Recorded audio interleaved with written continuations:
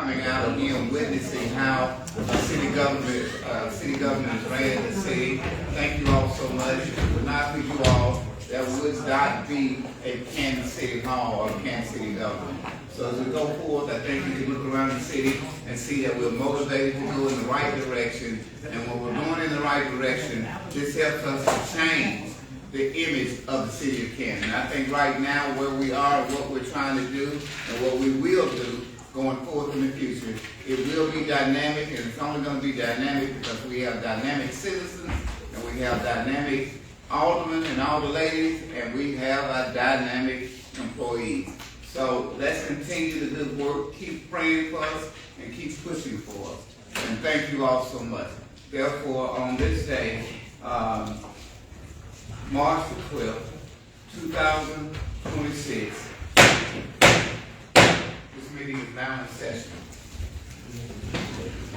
First up, we're going to follow the agenda. We're going to have the invocation, and there will be Pastor Evans. You can come.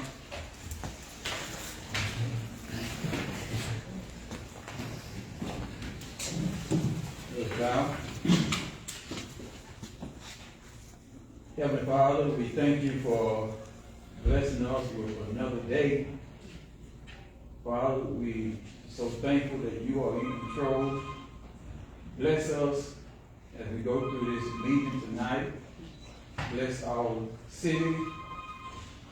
Bless our citizens, everyone. Keep us safe. We thank you for our honorable mayor, Mayor Taylor, the aldermen, and everyone that is present here tonight. Just be with us and be with our families. And be with our country as well. Help us to move forward.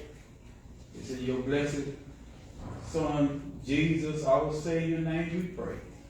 Amen. Amen. Thank you so much.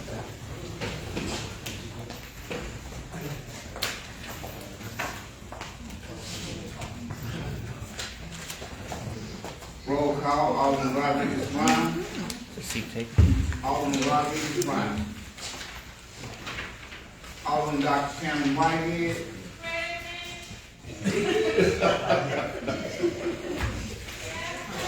Alderman Les Penn. Alderman Les Penn. Alderwoman Cynthia Allen. Alderwoman Janice Diamond. Alderwoman Janice Diamond. Alderwoman Monica Gilkey. Alderwoman Monica Gilkey. Was that Alderwoman? And Mayor Pro Tem Alderman Lafayette Wade, President Lafayette E. Wade. We have a board.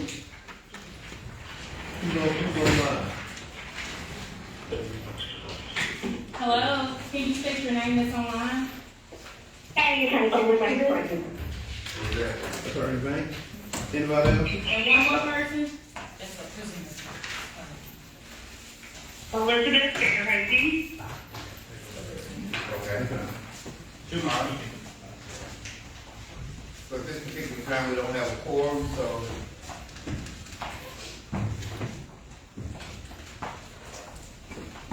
Already good.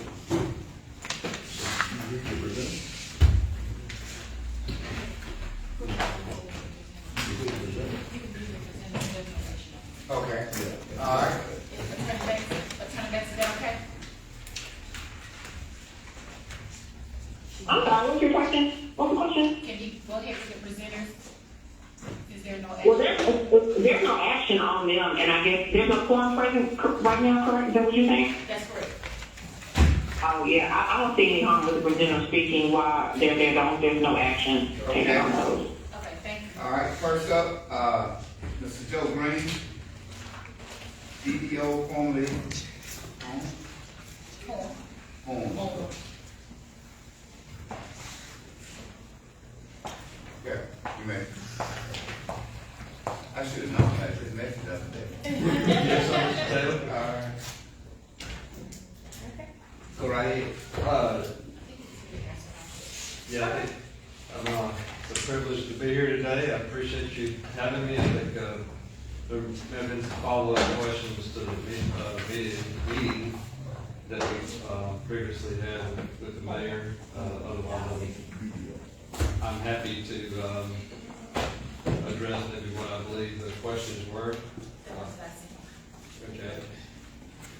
Yes, Mayor, Go ahead. We got- I didn't have any questions, but reading through the artifacts, I was very impressed and excited to see the turnaround time of getting all of our artifacts in, and we're excited to have y'all a part of our city getting everything up to date with our audits. And we're getting ready to head to Washington D.C. to present this to our congressman, so we were excited to say that, you know, we're on one accord with having you a part of us and having your company a part of us. And we just pray that everything goes as smooth as possible. We can be finished with 3 years, right, and possibly within a year. Right, yes, ma'am. I appreciate those words. That's our plan. I think, and very excited to be here to have the city of Canton. That's something that goes close, five, and just want to do whatever we can to help. So. I appreciate it so much. Mayor, I raise my. Okay. Mayor, Yeah, all right. Alderman Webb? yes, Mr. Green, how you doing, sir? Doing well. Thank you for coming. Part of this process includes audit preparing for the audit. Who will do that? Yes, that's a good question, and I want to make sure that all members of the mayor understand the process of BDO, formerly Horn, we merged, I guess you call it, on November 1st. We're just the same team, we're just different colors. Okay. So, but BDO will take responsibility for the audit preparedness. Okay. Now, there will be another firm that we would introduce to the alderman to assist with the audit. And so that's how we can do this so quickly, and that's how we can be independent of the bank reconciliation process and then still have another firm involved. Now, that other firm I have talked to firms, but obviously that's your decision to make, not mine, but it would be somebody that we would recommend and that we had worked with before, and they would work alongside us with this timeline to get all this completed. So I just want to make sure, but I want to make sure that everybody understands that and is comfortable with that. So, what you're saying is, you got another audit firm that's going to be BDO, that's going to do the audit preparedness. And that audit preparedness includes that reconciliation, general ledgers and all that. So once that's done, then you'll hand it off to somebody else. Well, we're not going to wait and hand it off once we're done. I mean, I think what we've talked about is we'll have 1 year done after a quarter. Okay. 3 months, and so we're going to work with that other firm and work alongside us, not wait until we're finished. They'll be able to, they'll have access, with your permission, they'll have access to the work papers, the reconciliations, and they'll work alongside us, and they're not going to be waiting until finish all 3 years. No, I'm not saying all 3 years. I just want to make sure the lines are clear that it's once we finish the pre-audit stuff, then somebody else gets it, so it won't be the same company. No, sir. Okay. They will get it. It won't be the same firm. There'll be independent firms that will be, an independent firm that will be governing. Okay, and I was also looking at the pre-audit cost. The cost for a 9-month period is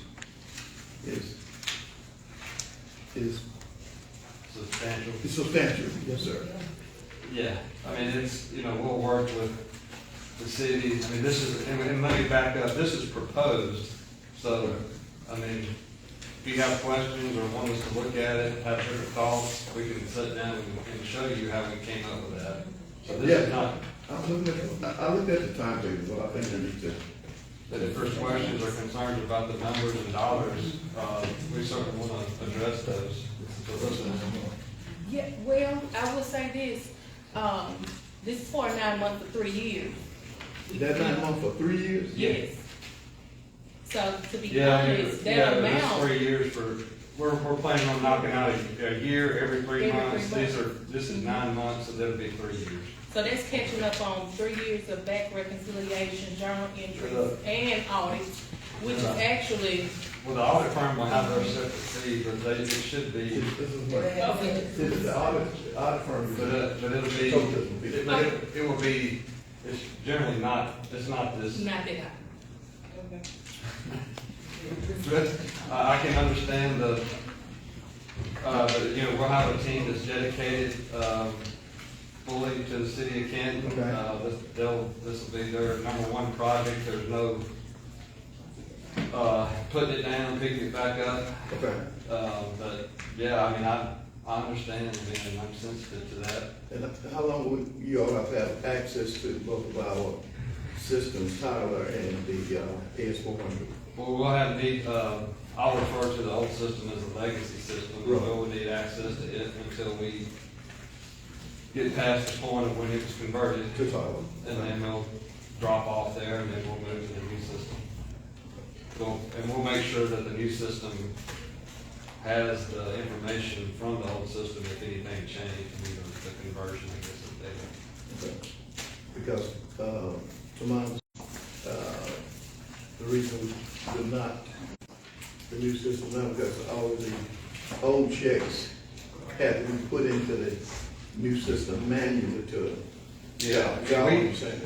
We do, oftentimes we will assist, entities, organizations with bringing that information over to the new system. And so you have it, in the new system. You know, we'll have to take a look at what that looks like. But there is a process of converting that over and having that, historical information available. Right, because that's a couple of years of checks, yeah. There's a statute of limitation around that. You have to look at that, what makes sense, but. Okay.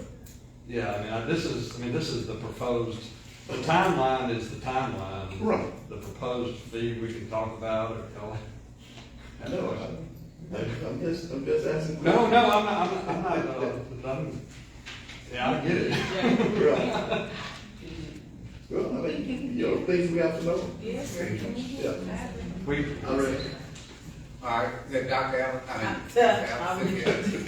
Thank you for coming. Yes, I ma'am. have a question. I agree, the number is hefty, but we're asking you to do in 9 months, whatever the period, that time frame is gonna Yeah. be, 3 years. Now, my concern is we're bringing it all up to par. How often are you gonna come and are we gonna have a representative to come to this board and tell us the status? We will be here as often as you want us to. Once a month? Yes, ma'am. With Michael, That's a request. I don't know what this myself, board and, might like. well, that's a legitimate request, because this is what the former, accounting firm did not do. Okay. myself and Michael Rodway, who the mayor met, would provide that update, Okay. monthly. And we'll have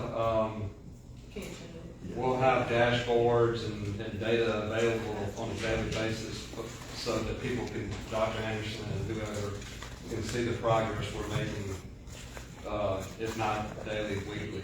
So you'll If be- you want to email it that person, she can put it as a part of our packet. That's Yeah, once we absolutely get, once we're engaged, we build out that worksheet, you can see the progress we're making. Okay, that was just a concern. I knew it was gonna be high, but, you know, and I knew that, but my issue was, coming back and reporting to the board. I'm 20 minutes away. Okay, all right, well, I yield my time. Thank you. Okay. Thank you so much. I yield my time. Anyone else? All right, the one question that I want to get answered, and if I may, Alderman Wells, of course, we, were thinking and may have been even told that, before we pursue anything with, taking care of our audits, we needed a CFO. Where do we stand with that at this particular time? Did you need it? I'm sorry? Did you need it? I'm sorry. CFO, a chief financial officer. As far as I'm concerned, you don't need a CFO. Okay. All I right. mean, we work with companies all the time and organizations all the time that don't have a CFO. Okay, sir. I mean, that's a, What he's referring, what the mayor, You may. what mayor's referring, Mayor was referring to, we had a conversation concerning for our own benefit internally. That what if we had a CFO in here, we would have to pay you all to do pre-audit work. That CFO would take care of that. That's a good point. So that's what I'm saying. Yeah. We gotta have, Yeah. we have to have checks and balances Yeah. internally. But, yeah. Not Yes, saying yes, that sir. anybody's doing anything. Yes, sir, that's right. So, this pre-audit fee that we have to pay right now, if we had a person here that could do the books, we wouldn't need that. They could pass you the papers and say, we're Yeah, and that's auditors. something to obviously work toward, and, you know, and frankly, if you got into the process and if we got you caught up a year or 2 years and you had somebody that you had brought in and you thought that they could kind of take over, then we would be happy to phase them in. But that's something that you'll have to look into, or we can kind of co-source the project as we do sometimes. Well, basically, I didn't think we were asking you all to take the ship completely. We were asking this process started as doing the audits, and then the word pre-audit came up. But we need somebody internally, period, unless we're gonna outsource, because we ain't talked about that. So what we're talking about right now, we're gonna stay on course. Let's do this pre-audit work. Once we get caught up with that, then it's up to us to do what we need to do to protect us and our citizens. And as we're going through this process, obviously, if we identify something that we think that you need to be aware of, we're gonna communicate it to you. Right. And that's where if you have a person in-house, you're not worried about it. We could make sure you got it taken care of. Yes, sir. Thank you. Okay, with that question being out of the way, are all parties satisfied? Because we know the journey we're about to take, and we know, what we have on this journey to get us to the place that we need to be. So at this particular point, I'll ask a, question to the board. Are all parties satisfied based on what's been delivered today? Why are you looking at me? Yes, I'm satisfied. You looking right in my face. It's okay. You're smiling. It happens, yes. No, I'm I'm satisfied there. Okay. Good, Joe. I'm not trying I'm to pick messing on with you, I'm messing with you. Yeah. It's been a long day. Okay, Mayor, yes, I'm satisfied with it. Like I said, we're not committing him permanently because we're gonna have our own Okay. in our, we need to do to keep up internally ourselves.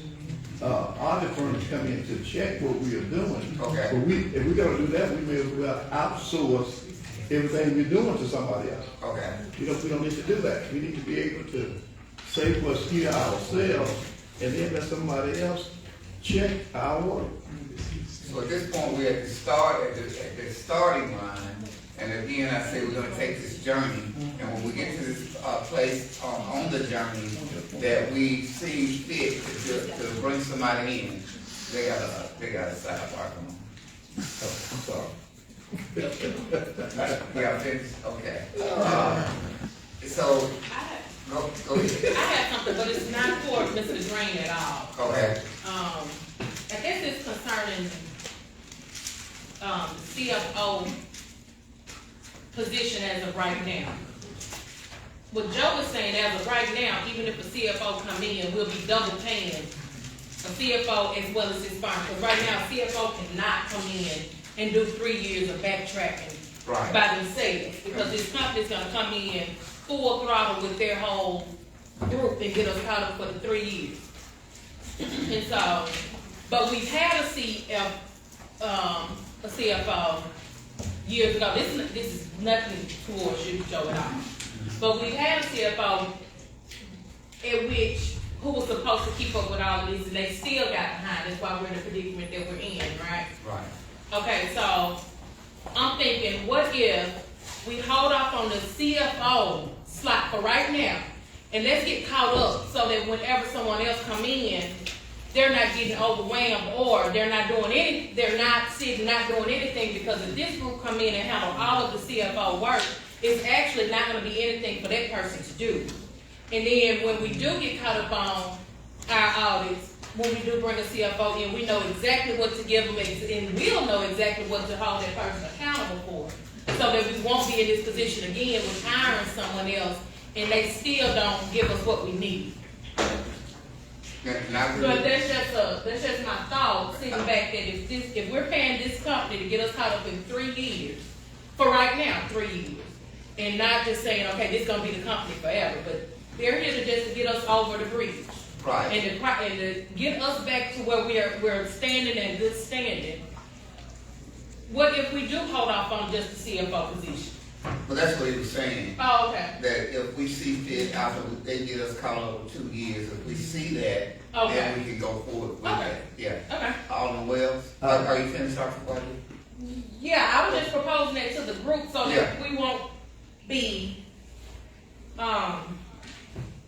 looking to hire a CFO now in the midst of Right. having a company that's handling the work, that's getting it done.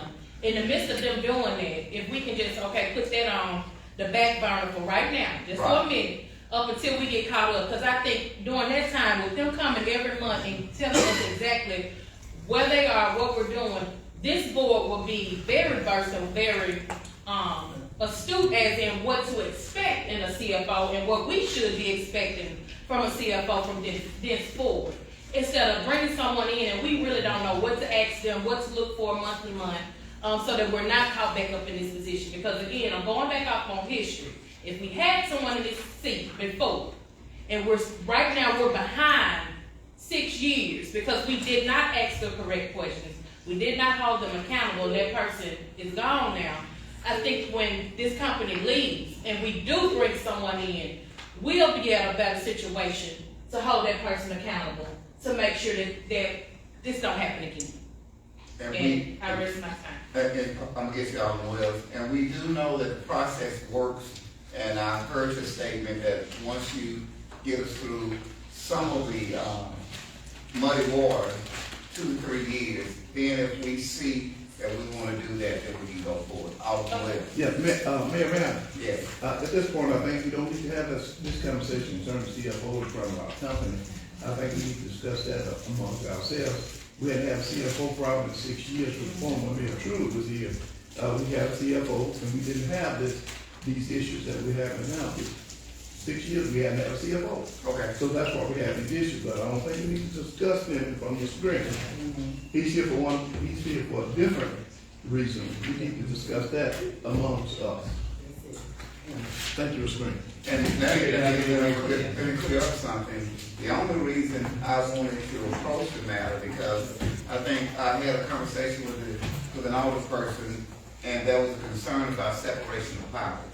And when we think about that, are we truly taking advantage of the situation, or we're gonna fall behind again? So that was my concern. And, of course, I think all of us know we're out in the public quite a bit. People are asking questions, why we're not doing this, and why we haven't done this. And I just want to be able to answer the question in a way that anybody can get it. In other words, that we have a plan and we're going forward with a plan. Yes, sir. So, and I think, just having the discussions with certain older people, that statement came up, separation of powers. And of course, when we spoke with you the other day, you had already stated that to some degree, and even in your presentation that we're taking to DC, that I'm getting familiar with, so I can sound like an accountant. I won't be, but I'll sound like one. And just to make sure that we're cleaning up what's been messed up for so long. Yes, sir, you have my cell phone, if anytime anybody has a question about process or approach, you're more welcome to give me a call. Okay, Thank you. thank you so much. Anybody else got anything for Mr. Green? We're good. Thank you so much, Mr. Green. Thank you.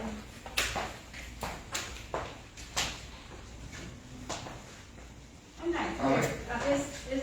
Is there, am I able to ask a question? No, we don't have this Tuesday, Monday and Tuesday thing. Do what now? Are you able to entertain questions on the audits? Not at this point. Okay. Okay. All right, Ms. Cassandra Brown, G.A. Carmichael. And Ms. Brown. All right. Everyone. Good evening. Thank you guys for letting me come and talk to you this evening about a workforce development partnership with G.A. Carmichael. Ms. Brown, before you go forward, I got some house cleaning to do. I know I gave Mr. Green quite a bit of time. Normally I limit it to 3 minutes. I still do that, but if there are questions, there's no limitation on the Q&A session. All right? All I need is 3 minutes. Okay. So I want to talk to you today about a workforce development partnership that will directly strengthen the city of Canton's operations and public service experience. One of the most urgent priority areas that we've identified is customer service and phone etiquette training. This is a training that Mayor Taylor would like for us to address. It's one of the areas of need, and we would like to assist him in doing that. The training will focus on how to greet callers, how to respond to residents, how to handle difficult conversations, and how to communicate professionally and consistently across all departments. And at GA Carmichael, this is an area that we've had to address internally and put some things in place. So we're more than qualified to be able to address this and provide this training for the city. And we're gonna do it at no cost to the city. Well, not exactly no cost, the only cost to the city will be the time for staff to be awake for the training. But there is no cost for the training itself. The only cost is if you allow staff to be away from work to participate in the training. And we're doing this because we know if we can strengthen the workforce of the city of Canton, then that's going to directly impact the communities that we serve, which includes the patients that are part of this community. And so we want to be a part of the solution and provide the service to the city of Canton. That's our commitment to the city of Canton. And it's a part of our mission to support healthier, stronger communities, and we are happy to invest in Canton's success. In addition to customer service training, we can also provide team building training, morale building, and we have staff that can deliver CPR and AED training, so we can have a competent workforce that's available to respond to emergency situations. And we can specialize or customize this training just for the city of Canton.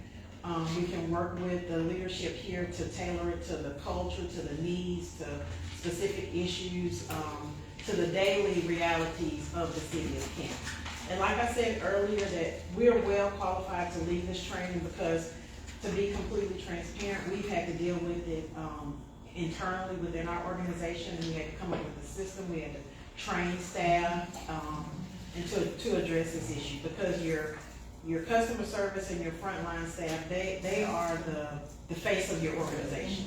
And so it's very important that they be trained on how to deal with issues, how to deal with customers, and how to keep your customers happy.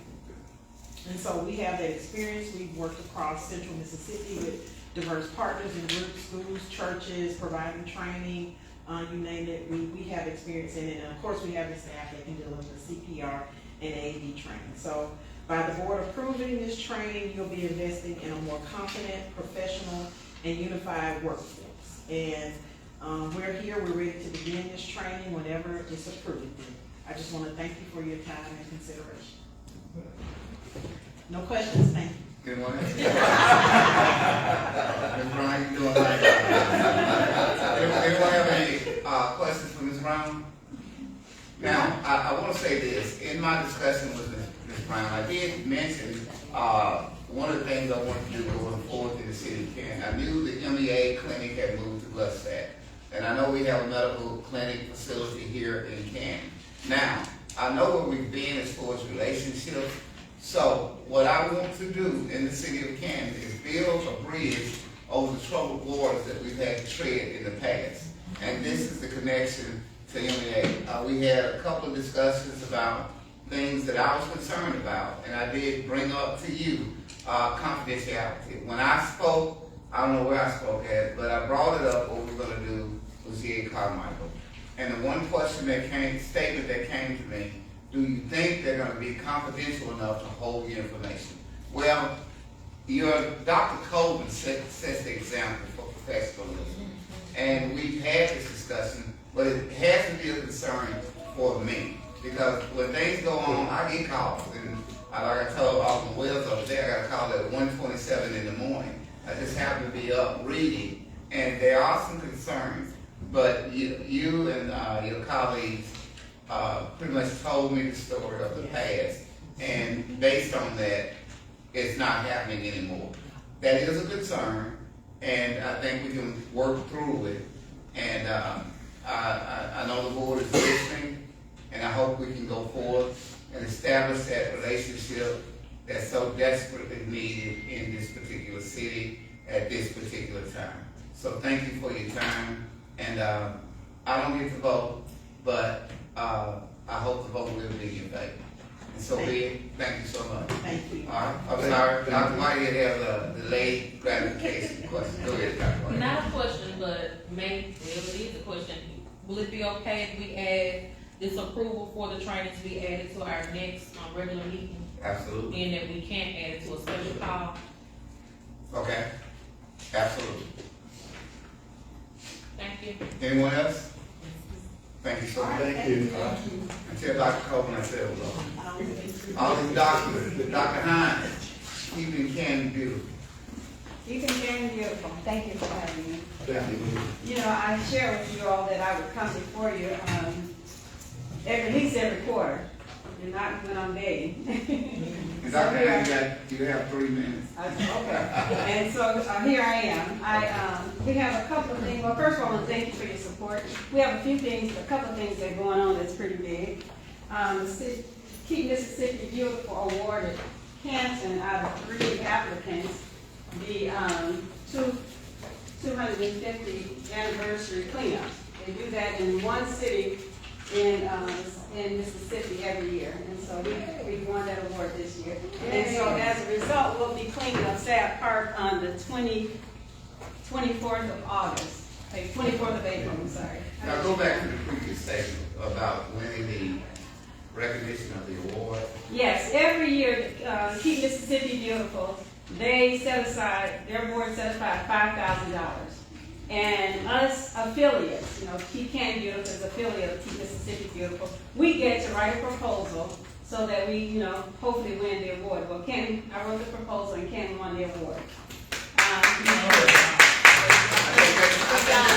Standing ovation, you all. There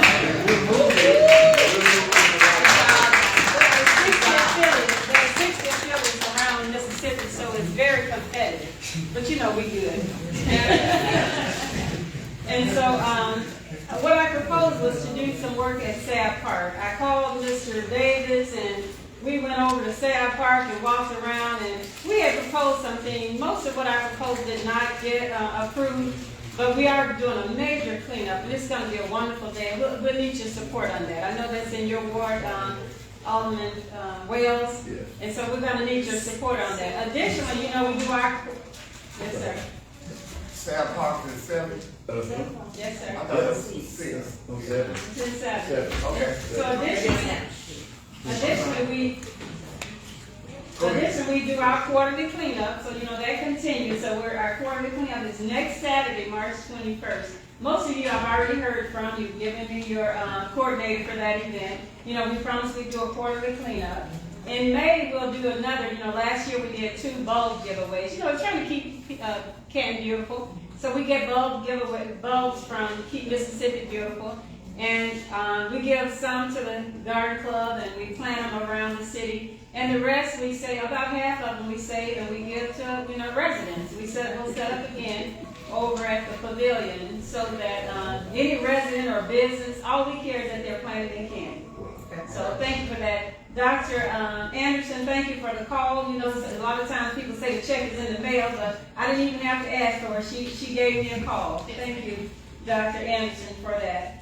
I guess that's it. So just please come out. Please come out for your support. I said I wasn't asking for anything, but I am. You know how you pray and you say, I'm going to pray and I'm going to praise the Lord. I'm not going to ask for nothing. You end up saying, Lord, help me. So I do need your support on April 24th and next Saturday on March 21st. Thank you. Okay. Thank you. Anybody? Anyone have any questions for Dr. Hines? Yeah, let me echo that, Dr. Hines, and also, what is the other organization? Keep Mississippi Beautiful. The Garden Club. Canton Garden Club is separate from Keep Yeah. Keep Canton Beautiful. Well, that's what I was asking, what was the other organization? But I do, and I know they're not here, since I've been in office, I've seen more visibility of people wanting to clean the city up, and especially the ladies that are out front, in front of City Hall along with Mr. Alvin Davis. I think it's a remarkable job as we go forward, and it sends a very good message. No matter where I go, I'm getting the accolades for what's going on in the city, but I must confess, I'm only the facilitator. I just got dynamic people doing dynamic things, and also thank you all for what you're doing. Well, thank you. I am a part of the garden club also. Yeah, you So, you know, we do the planning, the garden club does a lot of the planning, most of the planning, and my focus is pretty much on cleaning. Okay. You know, Keith Canton gives us big focuses on cleaning and beautifying in that way. So we're all about beautifying Canton. Okay. Well, thank you so much. Thank you all. All right. Okay. Let's give Dr. Hands a round. Yeah, there was a gospel song out once that said, you know, I need you, you need me. And the city of Canton needs all of us. All right, Pastor Evans.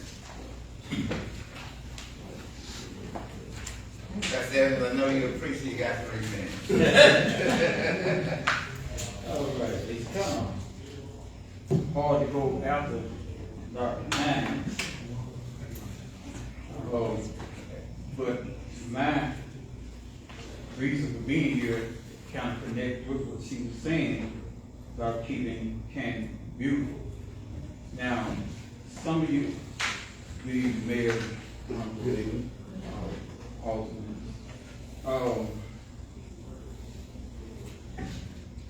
today, I just want to introduce myself a little bit because some of you don't know me. Today is my wife's 43rd wedding anniversary. Congratulations. I'll tell her. 43 years she's been happily married to the same man. Now, we have 2 children, 1 son, Victor. He turned 37 on yesterday. He is an architectural designer, drawer, models buildings. He lives in Florida. My daughter, Anissa, she is 14 years old. She is an RN. She's living in California. Both of them are graduates of Canton High School. Amen. And I've been a minister, leader for the church for about 44 years. So I've been part of this community for a long time. And I was the PTA president for 2 terms. And so I'm concerned about the community and its people. Now, my immediate goal concerns the church building that's on King Branch Road in George Washington. We've been at this project for a long time. There's a lot of back and forth, and some of you know about those back and forth. And at this time, it has caused the building have gotten in a state of just being in a bad condition. That's the word, in a bad condition. So, but our goal is to get the building in good condition. The immediate goals of phase 1 is to remove all of the plywood. Okay, Pastor, your time is up, but keep going. All right, okay, I'll pick it up. Okay. Mr. Donald, we talked with Donald and Mr. Jones, and they told us that the plywood need to be removed from the whole structure. And of course, that's a big cost to be able to have to do that. And so the plywood is taken down and replaced. And then we're going to put up the bricks and replace the damaged roof and There's a beam that needs to be replaced in the porch area. And then we're gonna install all of the windows in the door. And as I mentioned, this process has been going on a long time, and we've been kind of given, I hate to say it, the runaround, but we went to different committees, and we get an answer here and an answer there, and so a lot of time have elapsed that caused the building to get in the condition that it was in. And so now I approached the mayor and asked him about, we have to move, for the wood has got to be moved off. And so I was asking that if the city could help us with that, with the removal of that plywood, we put it to the road, they help us with it. So we allow them this opportunity to come and to meet with the board here and see what their idea or concern would be about that, if we can do something in that area. And so we want to immediately get started on this project and get it to a phase where we can meet in the fellowship hall of the building, and then later, at a later time, we'll deal with the sanctuary area. But the outside structure will be completely done. Thank you. Okay, Attorney Reeves Jones, regarding this particular project, is there anything that we need to be aware of from a legal standpoint? I don't know enough of the details. Okay. Okay. If I knew more about it, I could speak more directly to it. Okay, all right, well, we'll follow up and do just that. Mr. Don Wong. Yes, sir. Do you have anything regarding this matter? No, sir, but basically, what they said is that actually needs to be done.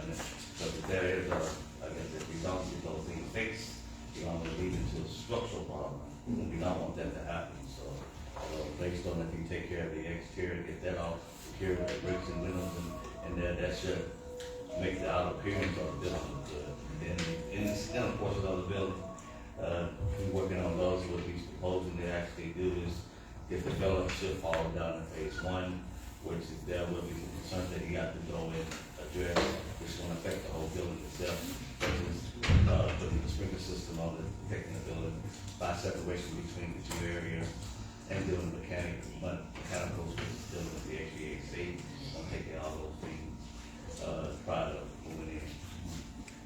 Okay. All right, Mr. Jones, Ed Jones, do you have anything?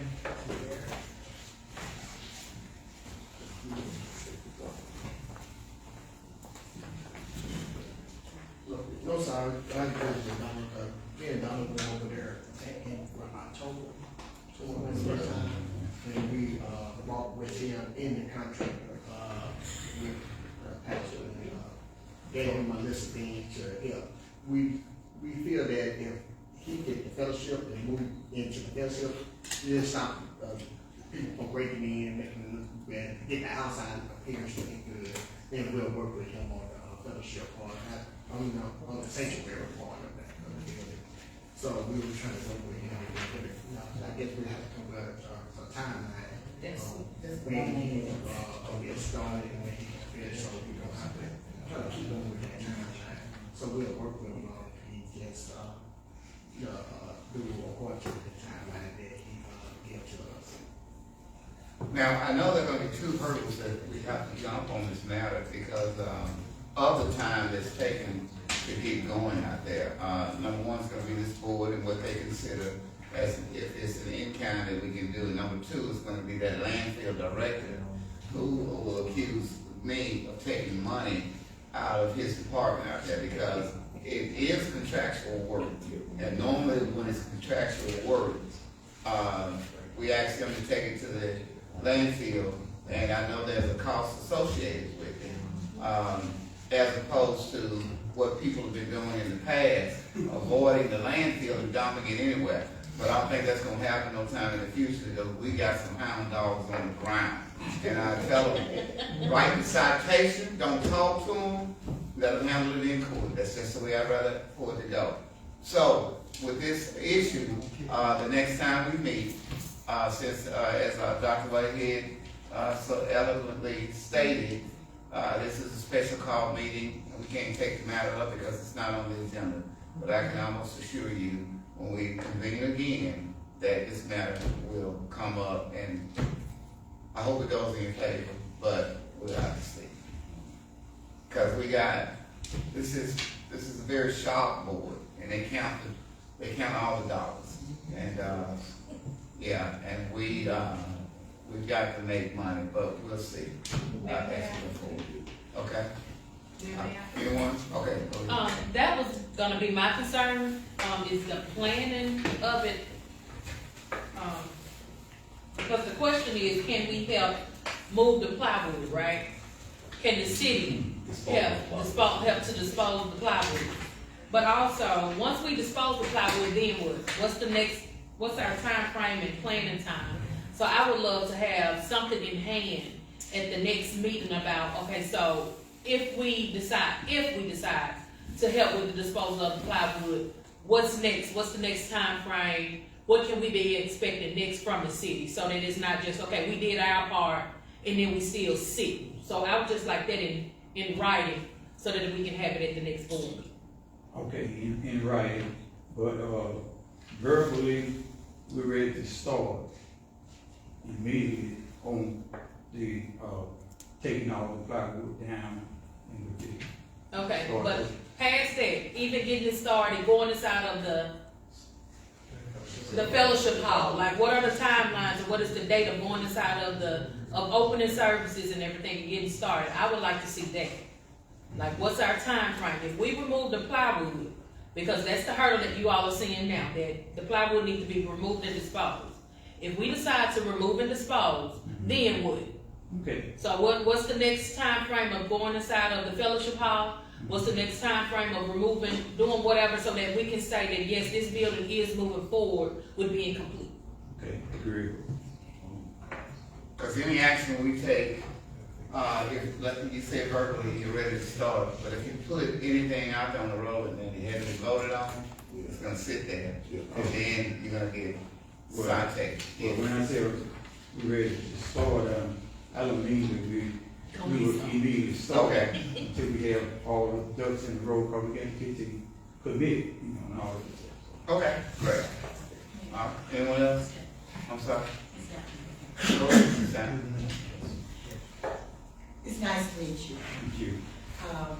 As the Alderwoman of Ward 5, where your facility now sits, I have wondered who was over it for the past 2 years, because it sits right across from our park as well as our middle school.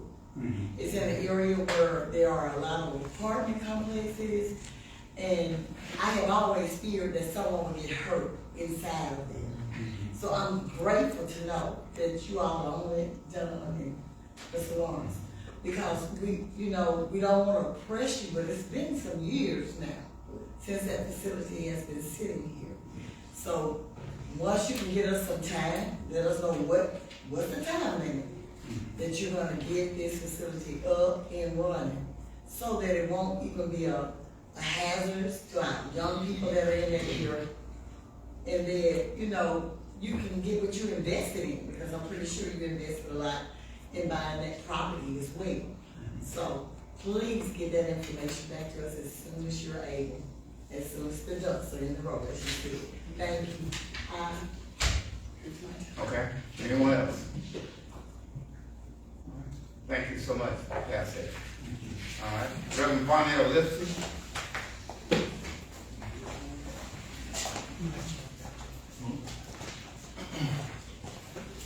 Good afternoon.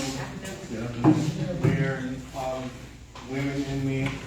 And before you get started, let me direct this to you. You got 3 minutes. If there are any questions, we'll continue to go forward. I tried to get some information to you last night, but I got no response from you. I had no missed calls. Darryl Jackson and Doctor? 2 nights ago he did. Okay. Yeah, I just want to make sure you still want to come forward and I didn't know what to tell the clerk that's supposed to put it on the Yes, agenda. sir. Go ahead. Okay, I'm before you again in reference to the naming of a street, a city street in the city of Canton, after my father, which now falls under ordinance number 251001, the new ordinance that you guys put in place, which I did get a copy of yesterday. And I'm still asking the same question of the board to consider naming a street. We already had named, had a resolution to do it, but it was rescinded. And I understand it was rescinded because there was no process in place. But now we do have a process, so I am back.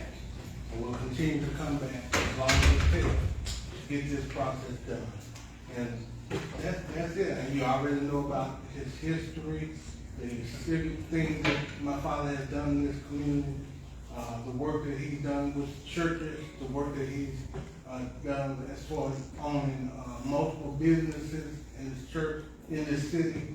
And one of the biggest things that we talk about in this city as far as great leaders, we talk about the Canton spirituals and their accomplishment. I just want to remind this board that Harvey Walker Jr. was a member of my father's group to somewhere in the South, even before he was a member of the Canton Spiritual Team. As a teenager, he was a bass player for the group. So there's so many preachers and pastors and lay people that he has taught, and including evangelists, correct? Yes, sir. All right, and so I just want to also remind you that I come to these meetings, I've committed to come to the meetings, even when I don't want anything, to learn more about the process of what you guys do, so I can know how hard you're working and the subject matter that you're covering. And I yield any other time. Okay, anyone have any questions for Reverend Lipsy? I'm sorry, go ahead, go ahead. Thank you, Reverend Lipsy. You and I have had many a dialogue Many. about this. I want to apologize for being so late in sending you the form. I thought I had it on my list, so it finally came through. It finally Woo, thank you. it kept coming through corrupt. Okay, and I think I did it in PDF, but thank you for coming and expressing again to this board about the street name. We do have the policy in place, and as long as you follow that policy, the board will make its decision, but I want to thank you for coming to again, making yourself known and what you wanted us to do. I yield my time. And as my alder person, I thank you for staying on top of this issue. Anyone else?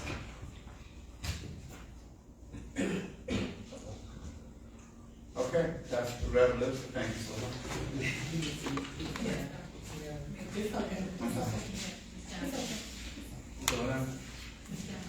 Oh, I see it, go ahead. Go ahead. You good? You good? Yes. Okay. All right, Mr. Bob Hanson.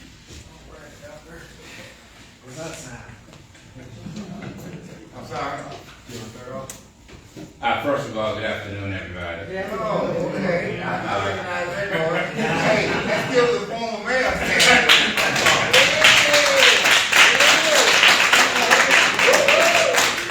Good to have you back out there, anybody. You recognize the gentleman in the old city? I see that as another name. I certainly want to say good afternoon to all the women, Diamond, and to Dr. Anderson, to Dr. Whitehead, to Lafayette Wells, I said doctor, but he is a doctor, and to Cynthia Allen, as well as Alderman Monica Guilty, and last, the Honorable Tim Taylor. Thank you so much. We're here today to make a brief presentation. I think we'll make the presentation and then probably go into a question and answer period that will allow us to give an explanation. But Dr. Lee says before you go forward, you got 30 minutes. Thank you, sir. I'm a part of an organization known as Patient Voice. And what Patient Voice does is that it brings about educational programs for people who want to be legal as it relates to cannabis. You know, during the days of yesteryear, we utilized the term marijuana. What's happening today is that so many boys and girls who end up in jail as a consequence of illegally using cannabis, end up in homicide as a consequence of illegally utilizing cannabis. The state of Mississippi found fit in the first initiative ballot, 67% of the citizens voted for the utilization of medical cannabis. The legislature has come back and said this is okay. So in medical cannabis, if you go to a physician, what does he do? He writes you a prescription, sends you to a pharmacist for your medication.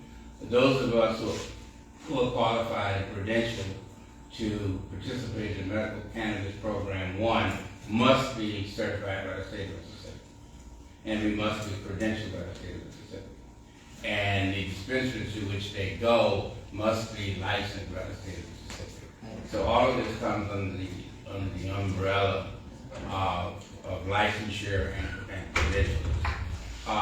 In a small nutshell, what the organization wants to do is to utilize the community center for March 28th.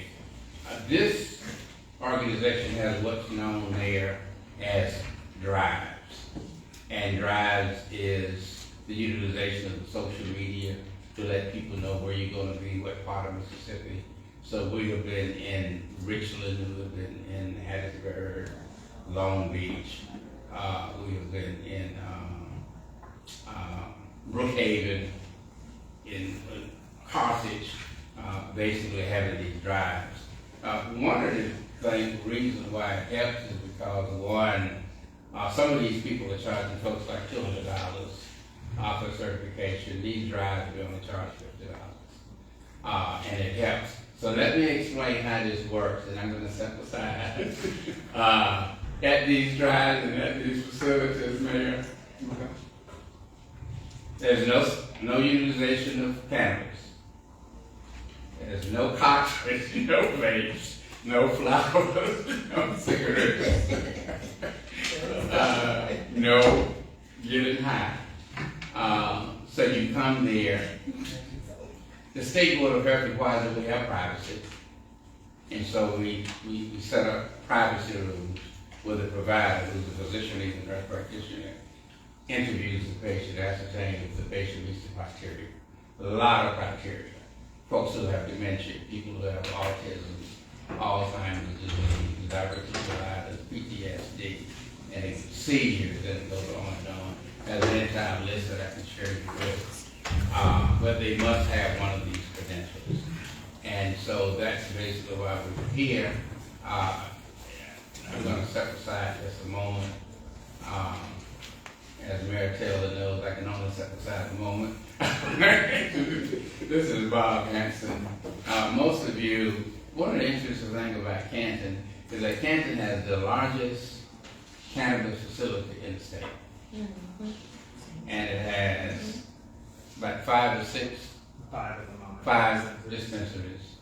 That include one of his, which is Voodoo Bug, and Green Magnolia down on 51, and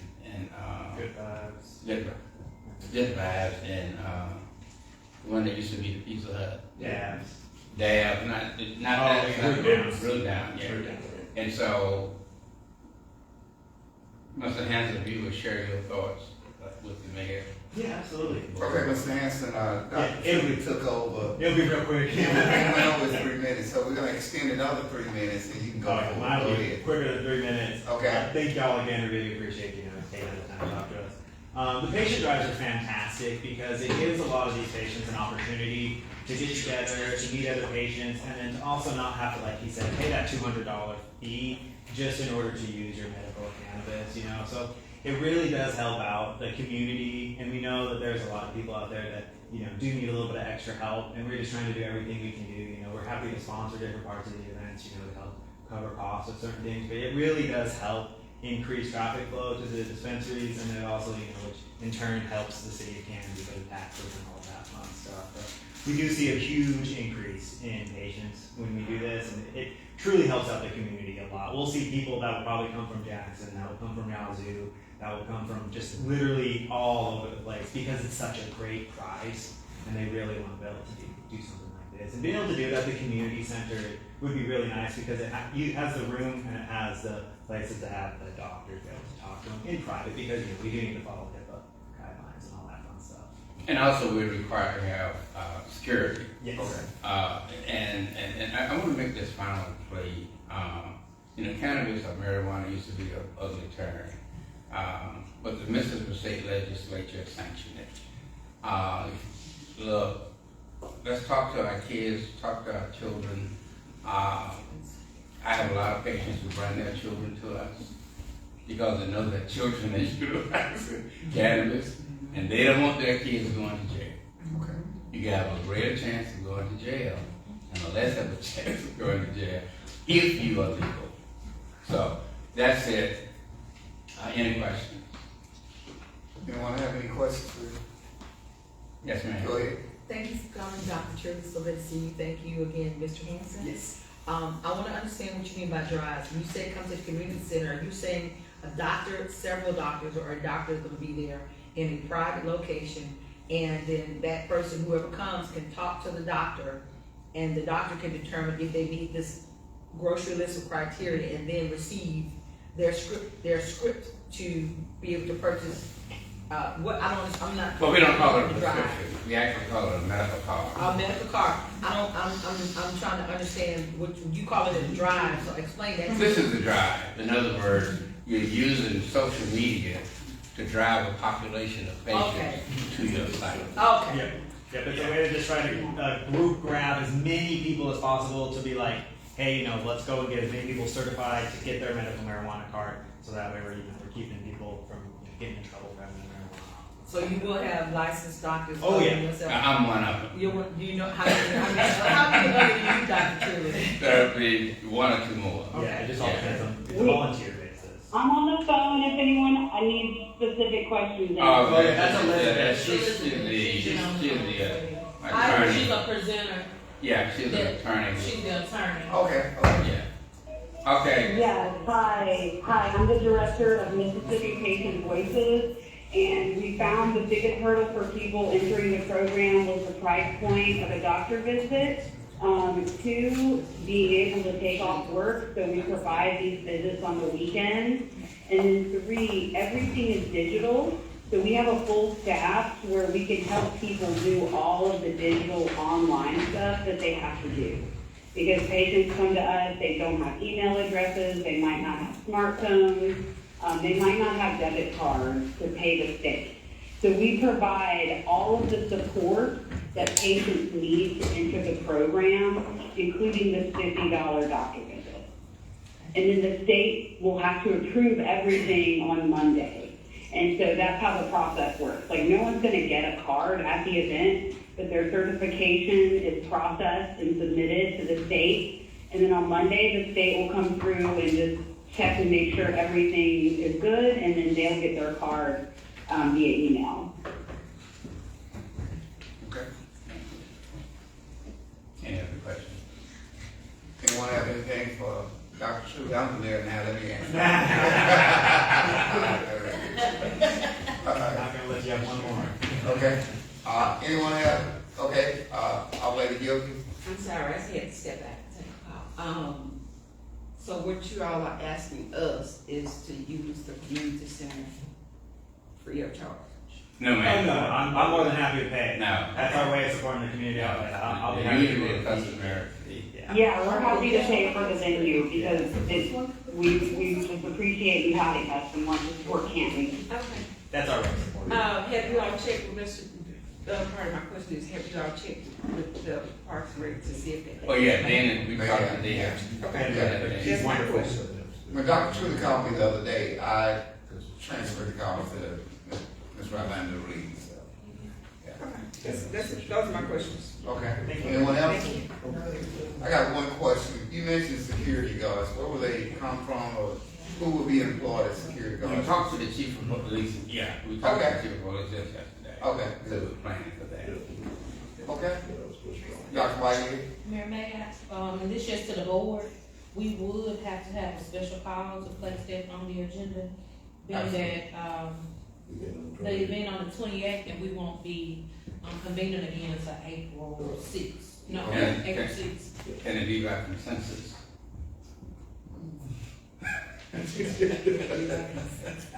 Attorney Banks? No. Okay. Yeah, he's just trying to pull one out. You sounded like, oh, You heard what I said, Attorney Banks? All right. Any other questions? I'm here, Mayor Taylor. Oh, we, Well, yeah, we're good. I thought, Dr. Sue was trying some legal trickery on us. Okay. So then, if no more questions for Dr. Truly, Mr. Hanson, thank you all. Thank you. I wanna give this board a gift before I walk away, and that's another picture with our mayor. All right. Oh, okay. I thought you were going to pick up. All right, we can do that. So then, how you want to do this? You want to talk first? we got I got you. Hey, give them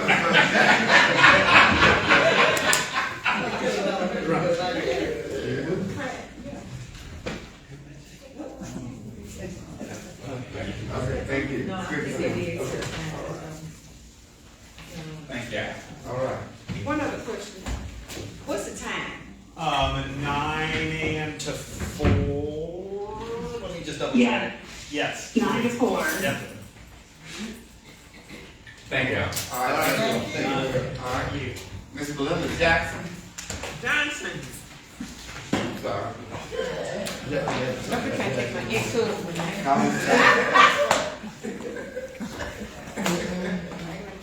Oh, I had it memorized, but they just scratched it out and put Johnson down. Okay. All right, go ahead, Ms. Jackson. And keep in mind, Ms. Johnson, you have 3 minutes. Loud. I mean, oh, sorry. You can call, I don't need, what about that much? Do it. I don't need, I don't need. Oh, okay. About 2 or 3 minutes. Okay, how's everybody doing? Oh, great. Listen to the honorable mayor and the board. I came before you all before and you asked for a proposal. I got very, very ill. I had COVID and the flu. And it caused me to have lung problems, so I have been very sick, in bed sick. So now I'm here. I did meet with the mayor a few days ago. And what I'm proposing actually, the mayor asked me to write a proposal, and basically it's very generalized, very, very generalized, and it just tells what I'm proposing to do. Okay, I want to do work through the courts. I have to get approval to go to the courts and to do this. What I do is on-site drug testing. I do it at the courts. If they say, okay, this person may be high, I need you to go test it, all right? And if they don't have that marijuana card, then it's a problem. That's the truth. Okay? On-site testing, I do anger management classes, which I've done for the city before. And I've done it for the city of Jackson courts, and I'm doing it for the county right now. I do brief therapy because many of them are in need of brief therapy, and because of their behaviors many times, because of the fact that they have not been taught how to deal with grief, and they deal with it and they come out in other ways. All right, and that mostly is anger. I do psychological assessments. I make recommendations to the judge concerning the clients and wherever I need to refer them to. I do refer them to other agencies as necessary, like I don't do alcohol and drugs, so I refer them to a facility or someone who specializes in that. I try to stay in my lane. Also, I do work directly with the court services and the city of Canton. The court services being Chris and the chief of police, in which I've talked to both of them, and like we're gonna be okay. And then I do individual and family therapy as being necessary, because sometimes I have to bring everybody in. I've been around for a long time. I came from Cleveland, Mississippi in the Delta, where I was regional director of the mental health center. I left the mental health center after several years, and I went to Parchman, where I was a part of the READ program. It's a regimented inmate discipline program. I was one of the writers of that program. And what we did, we had nonviolent first offenders. They came into the program. It was regimented. It was like we had a drill sergeant there, and it was like the military. And if they didn't make it through that program, they went to the real prison. And they were housed at the real prison. Wow. It was an excellent program. We had some, but we did have some problems, and some kids got roughed up a little bit, and so they had to shut us down. I was trained, started out in the Delta. I went to, I got my first degree, Mississippi Valley State University. I have a degree in elementary education. I taught for 1 year, and I decided they wasn't for me. So I went back to school, and I got a master's in counseling. All right, so I've been doing that ever since then, which was in 80 something. After that, I got a degree in grief counseling. My only child, my son, died of cancer, and nobody could help me with the grief. And I was angry all the time. So I went back to school and got a master's in grief counseling, which helped me a lot, and I know that it can help other people also that I've had to counsel. My next degree, I got a PhD in clinical psychology from the University of Arkansas in Little Rock. And then I came back and I worked with Dr. Tim Summers. If anybody knows Tim Summers, he is like one of the top psychiatrists in the country. He's been in several medical journals. He trained me. I worked with him as a clinical director for many, many years, 15 years or so. And he trained me well. I know everybody can still learn something, but I've been well trained. I've worked with the best, and they've trained me well. I understand confidentiality. I understand working with people. I know how to be kind to people. Okay, Dr. Jackson, the time is up, but keep going. I work with Judge Mumford in this court right here, Judge Kamisha Mumford, and basically I'm done. And again, I'm just saying, if y'all will allow me the opportunity to come and work with your judges and the courts, then I'll be a blessing to the citizens here. Also, Judge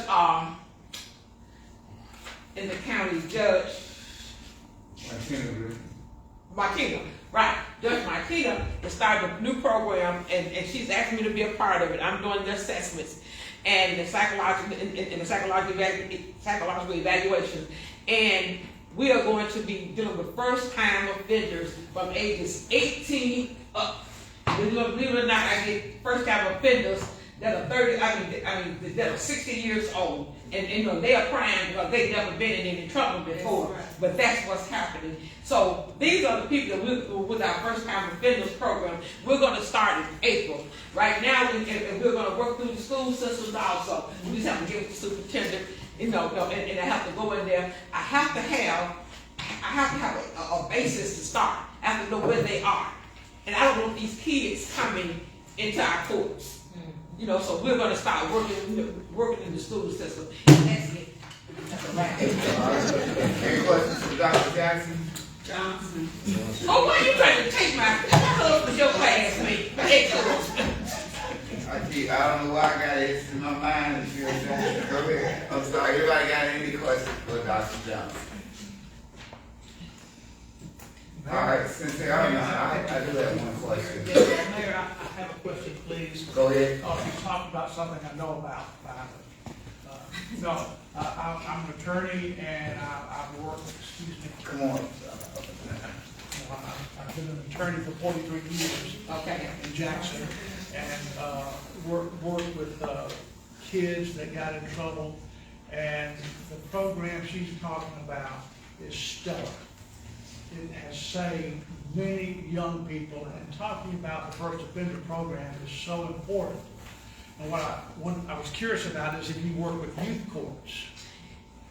I'm trying to get into the youth sport. It is very hard to get into the youth sport, but I tell you what I did have a meeting with Department of Human Services, with the foster care system. I did have a meeting with them because I work extensively with foster care in Arkansas. And also, what I found out is that oftentimes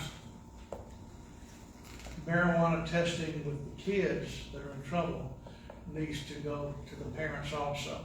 You'd be surprised how many parents of children who are in trouble themselves are abusers of alcohol. But I want to tell you, I want to thank you for what you're doing, because I've seen what happens and the work done and the sacrifices you're making to work with these kids. And I just hope the city of Canton gives you all the support it can in doing that. Thank you. Okay. Anyone else? I just want to say, ask this question, then I'll make a statement. As far as the program that you're advocating, is there a cost or will there be a cost to the city? No. Okay.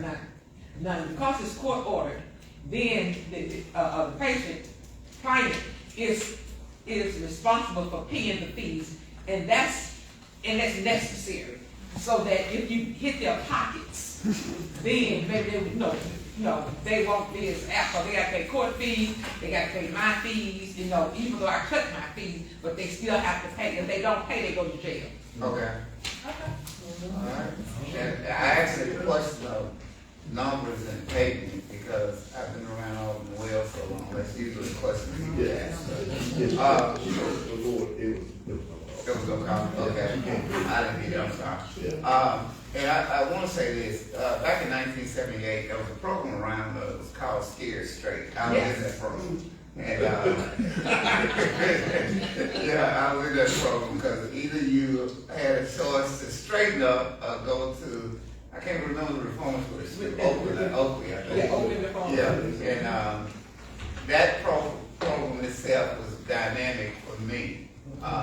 I mean, I wasn't getting no major trouble, but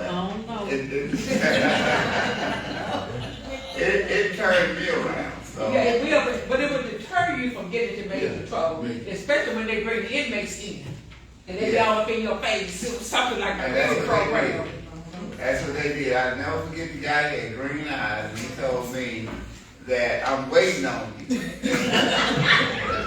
And I knew then, I told my mom, you don't have to worry about it. And I kind of cut loose a lot of things. Because at that time, I know marijuana and other drugs are prevalent now. But when in the 7th and 8th grade, I was doing, I don't know if y'all old enough to remember, but they used to make these little model airplanes. You could buy them at Fred's Dollar Store. And they had glue inside the box. Oh my God. We were sniffing the glue. Yeah. You know that'll give you brain damage. Yeah. So that was doing that. And of course, other things were going on. But at that time, for an 8th grader, it was a big thing. You'd be surprised they still sniffing glue. Oh, I think that's and liquid paper. Model T cards and things. So yeah, Scared Straight was the thing that we wanted at that particular time. And it did scare a lot of us straight. Yeah. So thank you. Anyone else? Go ahead, Doctor. I'll take that. Thank you, Ms. Johnson, Dr. Johnson, for coming. This program that you're bringing to us, I know it will benefit a lot of our youth because I work with them daily. And there are some hurting youth that react and don't know how to deal with certain things that are happening in their lives. And so I believe that this will be a great program for our youth and for some of our young adults as well. Yes. And I just want to thank you for coming and presenting it. Thank you all for having me. Thank you. All right, in the beginning, I took wrong. We didn't have a quorum, so I'm going to go back over the roll call. Alderman Rodriguez Brown. Alderman Rodriguez Brown. Alderwoman Dr. Shannon Whitehead. Present. Alderman Les Penn. Alderman Les Penn. I'm sorry. He's on. Here. Legs. Let it know. Alderwoman Cynthia Allen. Present. Alderwoman Janice Diamond. Present. Alderwoman Monica Gilkey. Present. And Mayor Pro Tem Alderman Lafayette E. Williams. Present. Okay, we do have a quorum with John for the presenters. Any discussion of old business? Update on movie theater, that's in the hall. Of course, we've, gotten an update on the audits going forth. Mr. Alvin Davis, are you here? Yes, sir. Give us an update on the multipurpose complex renovation. Good evening, everyone. Here are some pictures that they have came in and taken care of the work in the facility. They have painted it, they went in and after evaluating them, United Roofing, they have basically completed the task at the facility. They have put time and hours of screws and different things like that. So after talking with them today and came in and checked with them from the rain last night, they were looking good. But I can assure you one thing. I do not have a headache I had 6 months ago.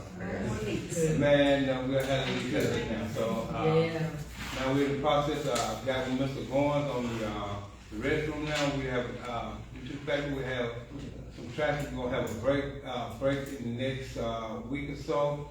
He should basically order his urinals and sinks and soap dispensers. So he's in the process of getting all his material and the lights, so he can start on the restroom.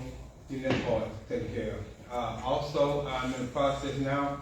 Since the top looks so good, the facility, haven't been painted, so we get some quotes just to have on standby if you guys decide to go ahead on and get that. At least we'll have some things on the outside and on the inside of the building that we're gonna do some painting. So I should have some paint, some quotes. I've asked several painters to come in and give me a quote so we can get that taken care of. Any questions for Alderman Wells? Mr. Dave, are we replacing the commodes in all those restrooms? Not replace all of them, we're basically replacing all the sinks. Okay. That was in the first proposal, but the sink had a couple of urinals that I think it was 6 urinals that messed up. Okay. Replacing those. I think there's a total of all the commodes in there is over 60 commodes in there. I don't think we're replacing all of them. How many? 60. 60? Yes, sir. Yeah. And that whole it's on the women's side you have a total of like I kind of make sure. Yes, because 60. Yes, because on one side you have 30. So yes, you have several commodes in there now.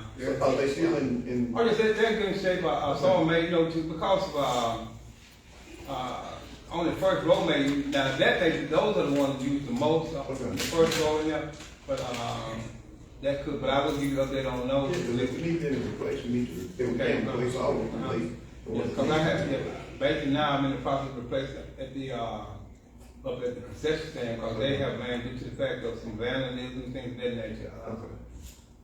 But I would have you a quote on those, get those. Yeah, the ones that need to be. Yes, sir. Thank you, sir. Anyone else? Is it just concerning the multi-purpose? Yes. Yeah. Okay. Anyone else? Well, one thing I want to say is, when we look back, and I know in the 250th year of this country being built, but we have to look back from an economic standpoint that it's been small businesses that have built this country. And one reason why they've been so successful is because of the competitive nature that everybody has when they're trying to get their businesses started. We're in somewhat of that competitive field at this particular point because we know venues are coming up all around us. And they're beautiful places. Dr. Whitehead and I attended, and also Alderman Wells attended the function, and also Mr. Davis, who had a function the other night of Highway 16. Beautiful place. And that's going to probably take away from what we're trying to do in the city of Canton. But the multi-purpose complex is there because it's a revenue maker. I hope this board, and I know we all attend different churches, we can't keep giving things away. And I know they're gonna come before us, people are gonna come before us, ask for an in-kind, but we have to have the nerve to say no, because if we're in the business out there for multi-purpose with the money that we've invested, but we've got to get a return on this investment. And we have to be able to say, I know in the past what we've done, but that should be discontinued if we are to keep the doors open and keep people employed. We've got to do that. It's not being hard, it's just being sincere and keeping that business mind as we go forward in the city of Canton. Changing the image is a must. And I know you're doing a great job out there, but we just cannot keep giving the kids away. So I hope you all consider this when people come to us and they got a 501c3 or whatever they may possess. We just can't keep giving it away. Because when we have our Monday morning meetings, I'm looking for what they made. And it's kind of sad when we are burning lights, running water, using restrooms, and there's no income coming in. That's not the kind of business we should be operating in the city of Canton as we go forward. Anyone else? Thank you. Thank you, Mr. Davis. All right, the movie theater in the hall, anybody? I have something just. I'm sorry, go ahead. Myself as well as Mr. Ashana from, Wagner Engineering. Yes. We also rode by there yesterday. Okay. We did a ride through of the city of not just my ward, but just some key areas such as the movie theater, because I knew that was hot. Yes. On the old business. And Wagner Engineering is also gonna, if the board allows, gonna come up with a updated comprehensive plan Okay. to help us with either trying to see, how can we, again, target this individual, not necessarily target, but try to see what can we do about updating the movie theater or getting whatever we need to do so that it will not be just an eyesore in that particular area, and just some other things, being that this board is a new board with a new mayor, and we just want the comprehensive plan to reflect the new board along with the new mayor's vision. Will there be any contact made with the owners of the building? We will, that's what Okay. that's where Wagner stated that we'll start with contacting them. We wanted to get the information from you all, being that the judge stated that, just trying to make sure that we have the right terminology. Yes. With what the judge relayed to us about that particular, building, so that when we do decide to see what can we do, we won't be going at it the same way. I got you. Okay, good deal. I've been complaining about this for 6 years. I know it was not in Ward 5, but it was still, what was concerning to me is that the parade was going through there.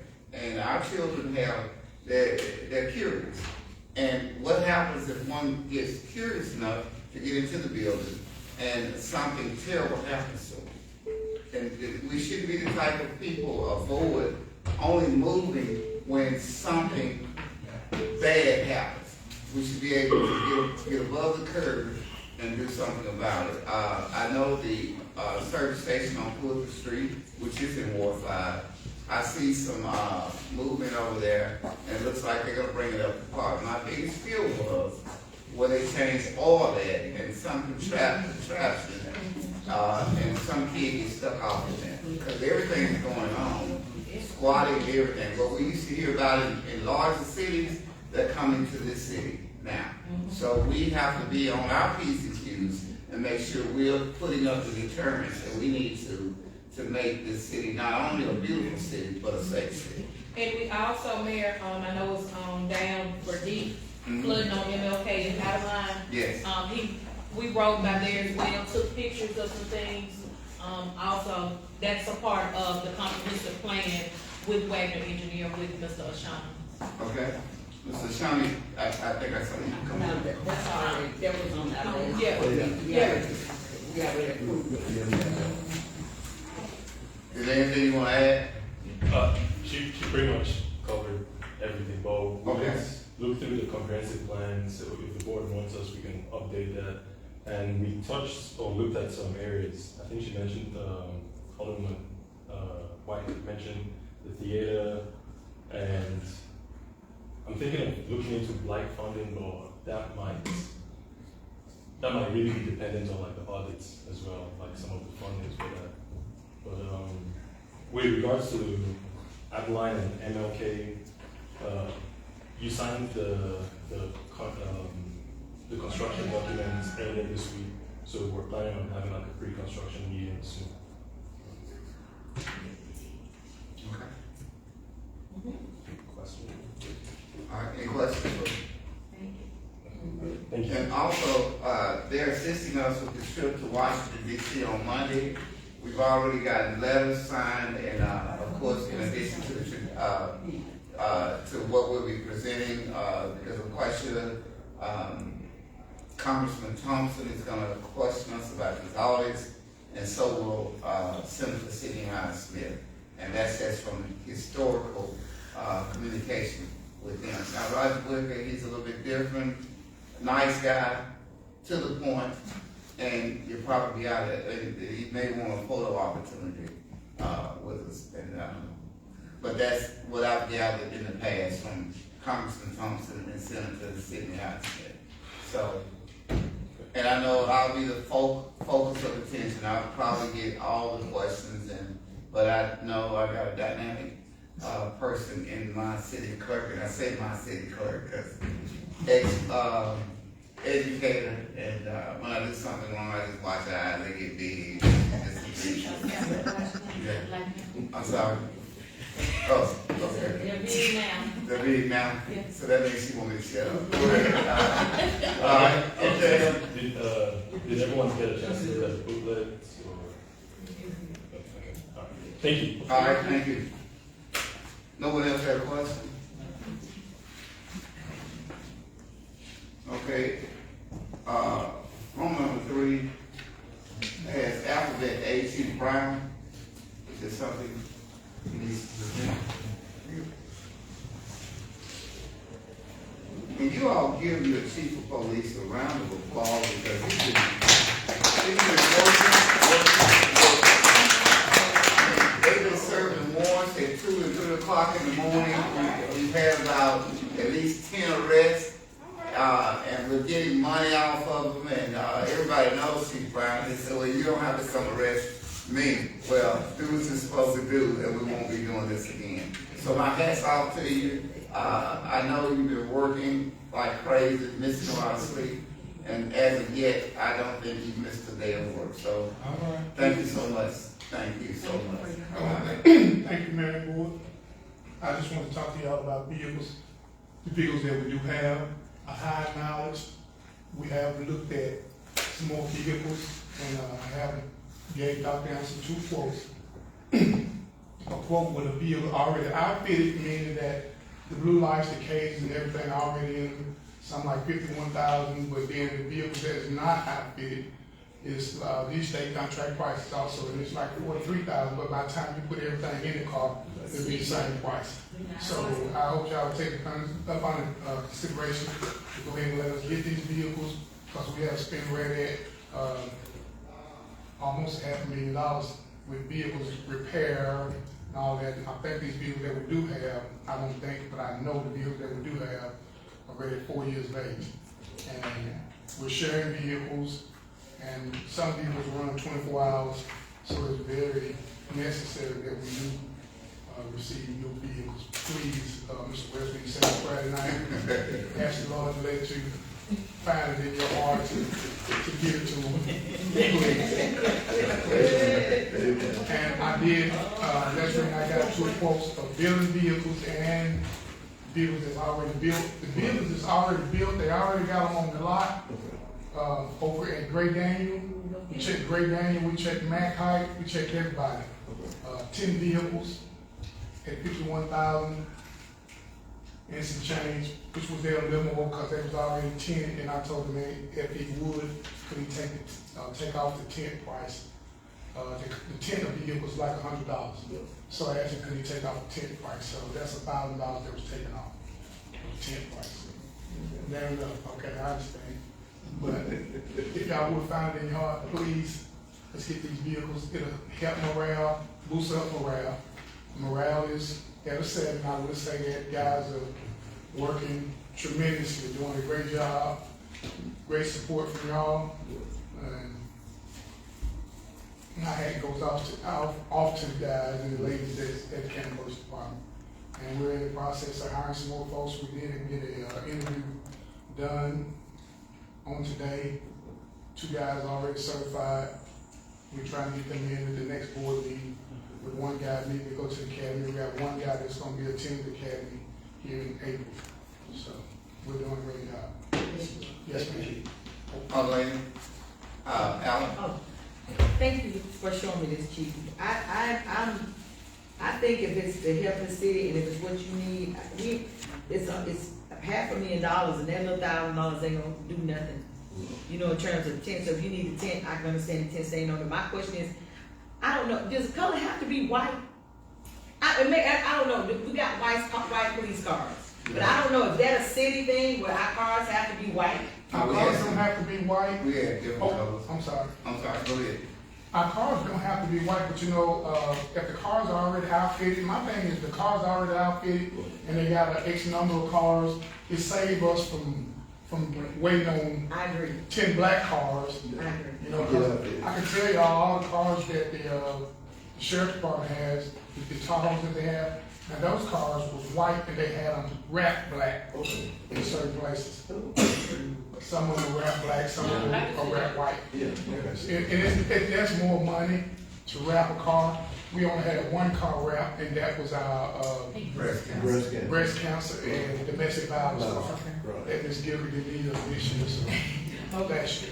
Okay, so, and these are the cars that you need, so, and these are the ones that we need right now. Yeah. How many in total? I know this is 10. How many in total do we actually need?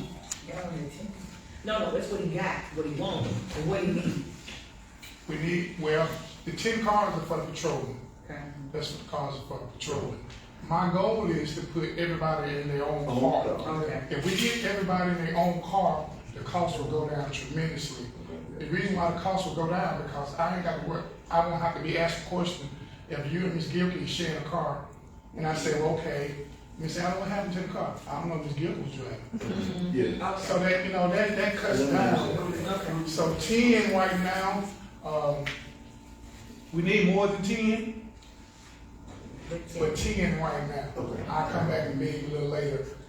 Hush on Mr. Wells for that, please, because I do want to get my assistant chief a vehicle, myself a vehicle, and my investigator a vehicle, which that'll be 13. But 10 just to put out on the street right now, I know I need to be asking for 13. I know I need to be asking for 13. But I just don't believe y'all gonna do me right and give me 13. Y'all gonna do me right, so I need 13. We're working on getting you, Mayor, Yes. the additional 3. Yes, and that'll be a conversation I need to have with the mayor and with you at some time before I bring it to the board. Well, I know the mayor on board with that, you know, because he told me he's tired of riding in my truck. Yeah, well, thank you. I didn't know if that was a specific, I know white is the quickest place to do it, because you don't have to add any color to it, you know what to do. Now, these cars that's already out, you know, all we gotta do is put our radio in, Uh-huh. put the bags on the side. Now, we will have to pay for, getting the computers in the cars. The computers are already bought, already paid for. The board of supervisors, E911 got those for us. Okay. And we got those along with the stands and everything. And it's gonna help tremendously because the officers don't have to be at the station. They're gonna report, they can be right in the car, send it right to it. And we got the Wi-Fi, everything already for it. All right, thank you. I just wanted to make certain. All right, thank you. I appreciate that. I give my time. Okay. All right, anyone else? Great job. Thank you. Also, let me say this, the other night, there was a call over to Kansas States about people walking around with guns. Our police department, City of Canton Police Department, came on the scene. The guys walked away from the guns, had them up under the cars, and that means we took several guns off the streets in the city of Canton. So, this is one of those nights that Chief Brown was working. I don't know if it was 2, 3, or 4 o'clock in the morning. But I praise you for the dedication that you get into this city. Thank you so very, very much. And I do want to say thank you to the community, if they're listening. They're helping us get involved. You don't have to give no name or nothing, just tell them where to go to. And that's what they've done. And we were able to get the guns off the street like I shared with the mayor. Thank God for that. No one was injured or anything, so that's a blessing. Amen. So just know that the police department is working. I think I fussed too much, but we get a result. So if that's happy to get the results, and so be it. Thank you so much. All right.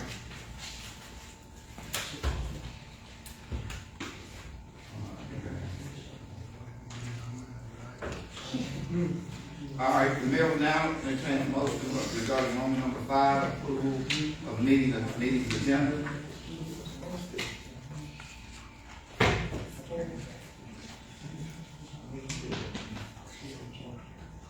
Is there a motion?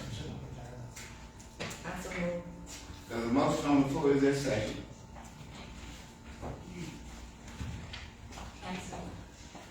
It's been motioned and properly second. Therefore, what is your vote regarding Roman number 4?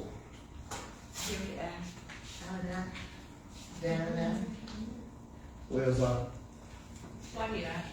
The vote is unanimous. Therefore, Pen. oh, Pen. Okay, I'm sorry. All right. The vote is unanimous. Therefore, motion. Forgive me. Okay, thank you. Therefore, motion carried. On the, what's that? Can we get on the next meeting, because we don't see it, can we put that towards the top of the meeting? What's that? Approve the agenda, Yeah. because we actually heard people, but we hadn't approved them. That's right. Well, we didn't have a quorum, so. But the way it's printed, I'm saying this printed even after the presenter. Can you move it up forward, back to where you know It was the version of the work I session. understand. Just let me move it forward. Thank you, that's all. Okay. Roman number 5, Dr. Anderson. Approval of March 3rd, 2026 meeting minutes. The mayor will now entertain a motion regarding Roman number 5. So moved. Second. It's been motioned and properly second. Are you ready to vote? And if so, what is your vote regarding this matter?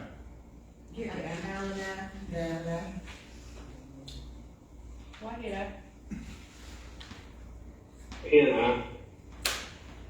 Where's The vote is unanimous. Therefore, motion carries. Roman number 6. Approval of March 3rd,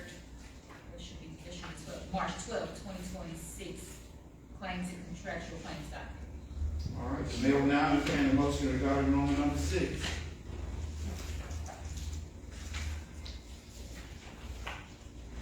Mayor, if I may, You may. can I ask that we come back to this, Okay. No action. We'll come back. Roman number 7. Approval of payroll document. The mayor will now entertain a motion regarding Roman number 7. So moved. There's a motion on the floor. Is there a second? Second. It's been motioned and properly second. Are you ready to vote? And so what is your vote regarding Roman number 7? Why did I? Well, You're there.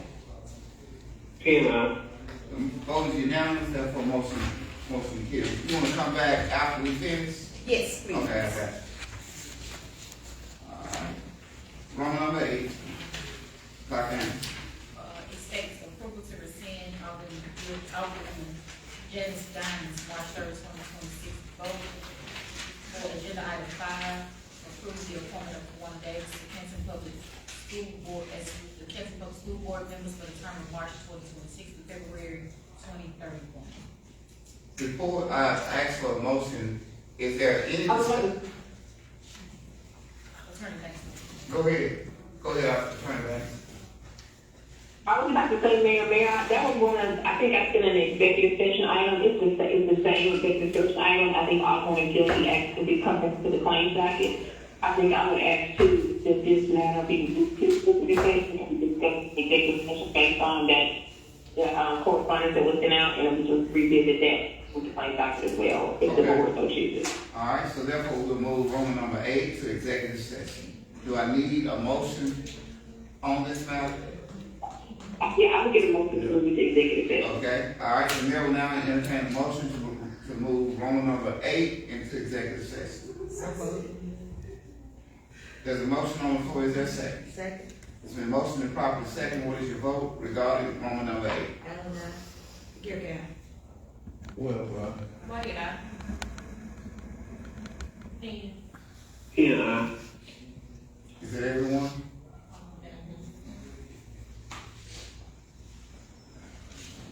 That's all. That's not. Okay. The vote is unanimous, therefore motion carries. Roman number 9. Approval to pay GoGov $4,300 annually for the citizen notification and alert services. Okay, the mayor will now entertain a motion. I so move. Regarding, if you all let me do my job. I'm sorry, man, I'm so ready for this one.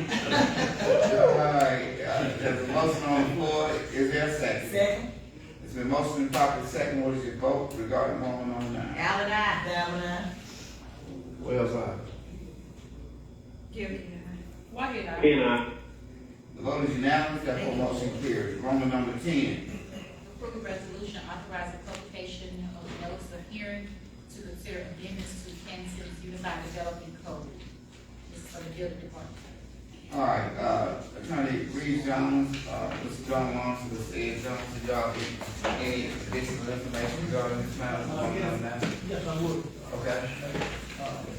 First off, you have a packet that was provided you. This is the planning commission's consideration of amendments to the Canton Unified Development Code.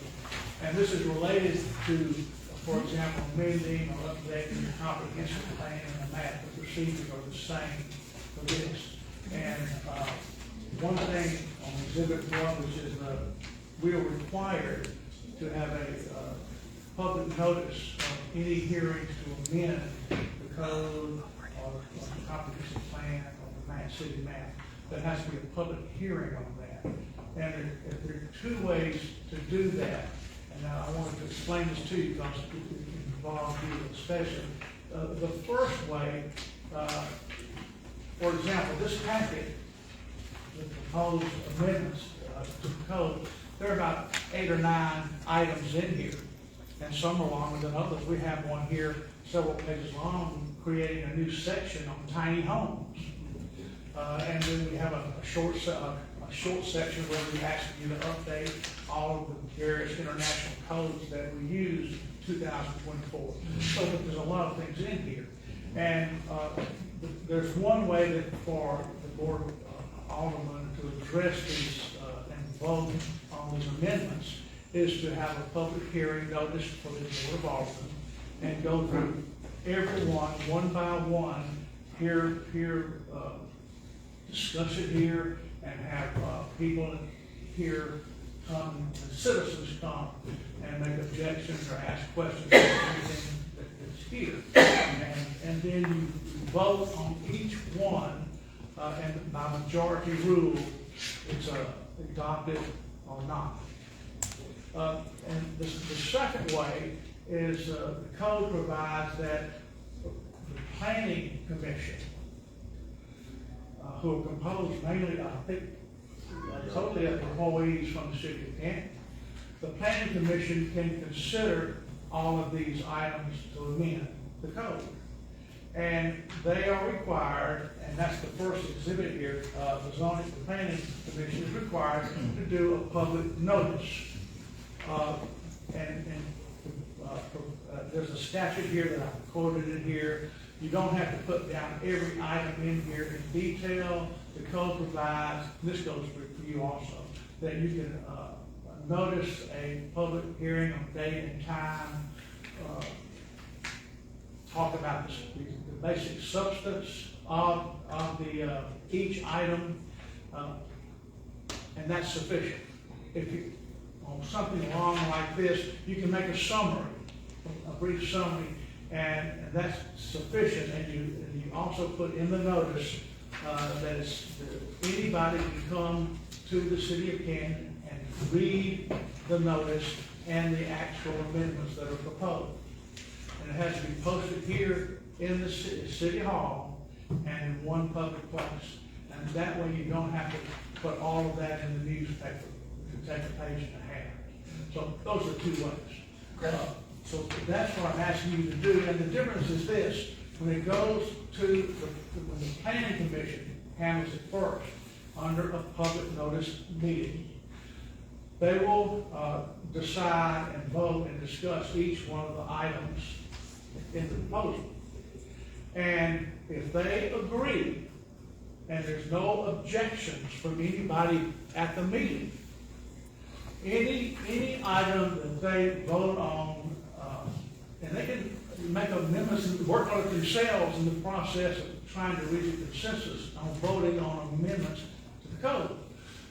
If there are 11 items and they are able to agree on 10 of those items unanimously, then they can pass that by unanimous vote, and those will be recommended to the Board of Aldermen. And then you can go through them at a regularly scheduled meeting. You don't have to renotice. And at a regularly scheduled meeting, by majority vote, you can approve those amendments to be put in the code. Now, let's go back to the Planning Commission. At that public hearing, if there's any controversy and the commissioners cannot agree on one of the items, say something about tiny homes, and they can't agree on it, and they can't pass it unanimously, or there are people in the audience there that make objections to the way it's worded, and they can't work around that to reach a consensus, then that has to go down as objected to. They can pass it now, but it's objected to.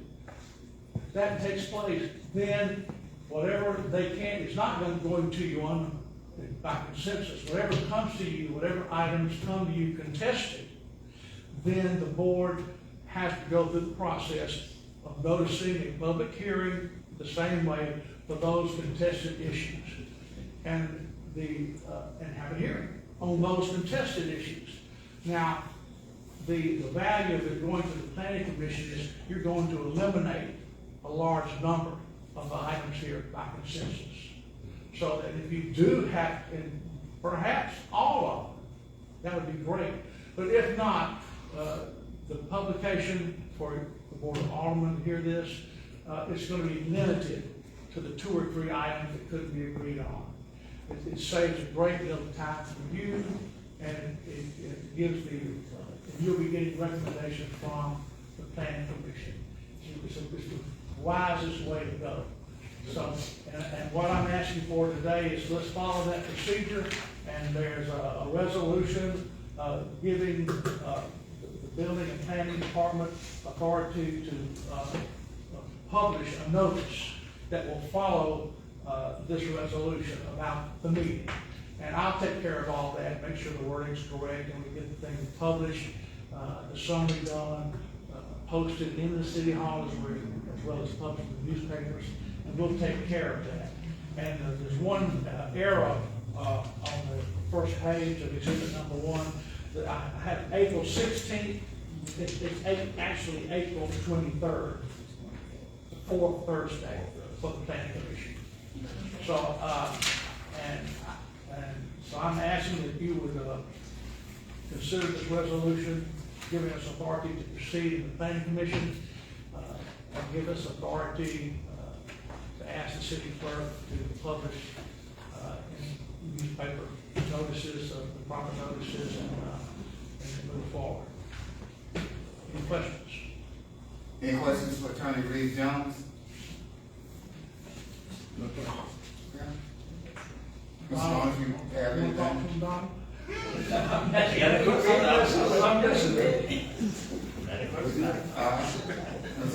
Ms. Ed Jones, Mr. Stonewall? Sir, you didn't get it on there.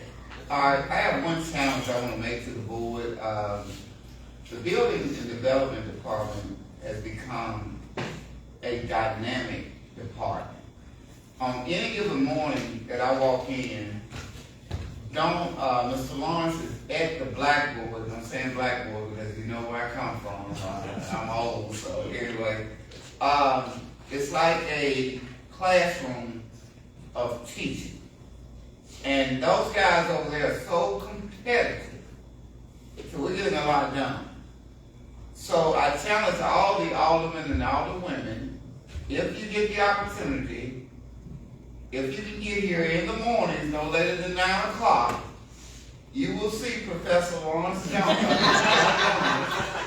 and Professor Ed Jones and Attorney Reed Jones. Sometimes I slip in there. That's right. I think you will be very impressed in the direction that we're going. And the revenue is really rising. So thank you. I want to tell you one thing. Go ahead. I have 2 new friends that I didn't have before I started this job. And I'm happy as I've ever been. Yeah. And we spend about 5 minutes telling jokes and then we get out of here. 5 minutes before you show up. So yeah, it's good camaraderie over there, and I can't say enough for the code enforcers. You know, they all got different personalities. I think Mr. Whitehead is the quietest over there. Well, he doesn't say anything when I'm around. And we got to get some things in place for them. I'm still on the table with our corporate people in the city. Oh, yeah, there's a sidebar going on. Got through. Everybody through the sidebar.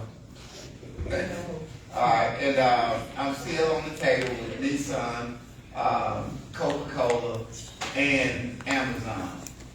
And to the number of crunches at the table, our code enforcers need vehicles. They're out in the community, they're going to different businesses and residents, and of course we've got them somewhat uniform. They have shirts identifying names and departments. Now we've got to up the ante on the vehicles they're driving. I think that helps with morale, and I think that helps with respect. And so I'm just putting that in your heads. If all fails with the corporate businesses, then I got to come back to the board and beg. And we got to get it done. And one thing that I am dissatisfied with the building department, they won't give me a badge. They wouldn't give me one. I asked for one. Yeah, I've been asking for a couple months now. But anyway, I just want to give those accolades out. Look, things are going great for us. We can keep the motivation going, and the upbeat is going with what we're doing. And I think at the end, we'll be able to all look back and say, look at the work we got done together. Dr. White. Mayor, may I? With you stating that the need for the code enforcers, that they will need vehicles, I think, what's our holdup? Can we go ahead and start at least looking for some vehicles? Well, at least get, a ballpark figure of how many vehicles we need and how much it will cost. Yeah. And that way it won't just be sitting out there that they need. At least we can start getting the ball rolling. Well, I've had some very good conversations with Nissan and Coca-Cola. I gotta wait and see what they say, but if we can get ahead of the curve, I got no problem with that. If this board so desires, then we can take another request to them, because I know I got a couple of things on the table with our parks, playground, and swimming pool. So, outside of them. Outside. Can we, even if we get it with them, that's fine. Okay. But I'm stating from this board, if they need what they need, is it possible for us to go ahead and at least see how many vehicles they need? And so, if we need to purchase something for them, a $20,000 car shouldn't be that much. If we can, $15,000, shouldn't be that much. Let me describe this to you. In the city of Canton, we say that we're working on real positive change, but our code enforcement officers are riding around, and when it's raining, you can look at them and the rain's coming inside the car. We need to do that. Yeah. We can do better. Is it possible, Mr. Lawrence, for you to find, just to look at and bring back to the board how many vehicles you need, along with a quote of how much these vehicles will cost? Thank you. And because you carry equipment around, signs that you may have to put up to tell people to see, quit doing what they're doing, yeah, you took it right out of my mouth. Okay. Okay? All right. Well, thank you all so much, and, Can we vote on this resolution, please? okay?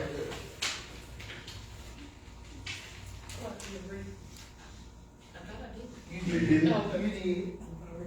So move, man. Mayor? Okay? Second. There's a motion on the floor, is there a second? Second. I'll lay it down and make a second. Are you ready to vote? If so, what is your vote regarding this matter? Well, Whitehead, aye. Waiting on that spin? And this is for what Mr. Jones just presented? Yes. And I. All right, well, it looks like, building department, you all got a, motion carried. Thank you so much. Mayor Taylor, I need to say one more thing. Go ahead. That's really on my heart and my head. We've seen many people come through here and give presentations to the board, looking for an okay. I'm doing this, and most of them, many of them are good programs, good ideas, things Canton needs, etc. But I think that people who make presentations need to be advised that as much as you like it, they need to start at the building and development company and get it done. The commission, to get it done. Because some people here don't understand that. And they think they've made a good presentation, and they think they got the okay. And then a stop work order goes up and they don't say something. So just keep that in mind when people tell you what they want to do and what they're going to do for Canton and all that. We love that. But the way to start, you can't give them the okay if they need a special exception or they need a variance. You can't do that. You shouldn't. You don't want to do that. And just let them know we like what you say. Where the place to start is the building and development department. That's all. Thank you. Thank you so much. All right. Room number 10. 11. Approval to purchase 10 vehicles for the police department from Gray Daniels and state contract price of $51,471 each. That information was presented by the chief, and I think the documentation is in your book. All right. The mayor will now entertain a motion for room number 10.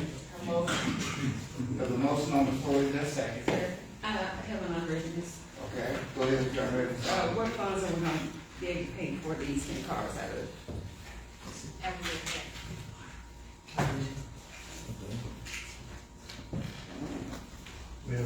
You may?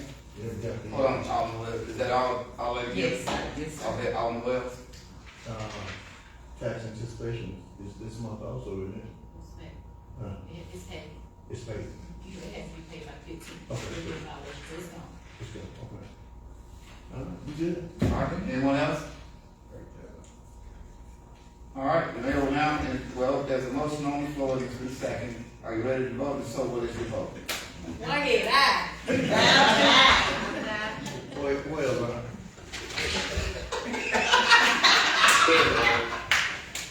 All right. Guilty. Has everyone voted? No. Guilty. The vote is unanimous, therefore motion carried. You hear that, chief? Yes, sir. Yes, sir. All right. Some brown eye. Thank you all so much. Room number 12. Dr. Anderson. Approval to accept proposal from BDO for auditing services. All right. The mayor will now entertain a motion regarding room number 12. So moved. There's a motion on the floor, is there a second? Second. There's a motion been properly second. Are you ready to vote? If so, what is your vote? Who has it unready? Go ahead. I'm sorry. Mayor, Go ahead. did attorney read our agreement for these audits and services? Because they didn't put a dollar amount, really. They just put what it costs per hour to do it. I don't know.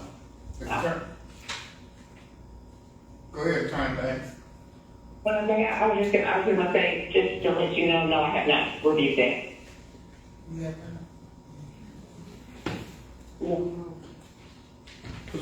What I was referring to, man, like I said, I saw the cost, but I didn't see an estimate cost of what, they put the number of hours that they're projecting, and they also put the hourly rate for the pre-audit stuff.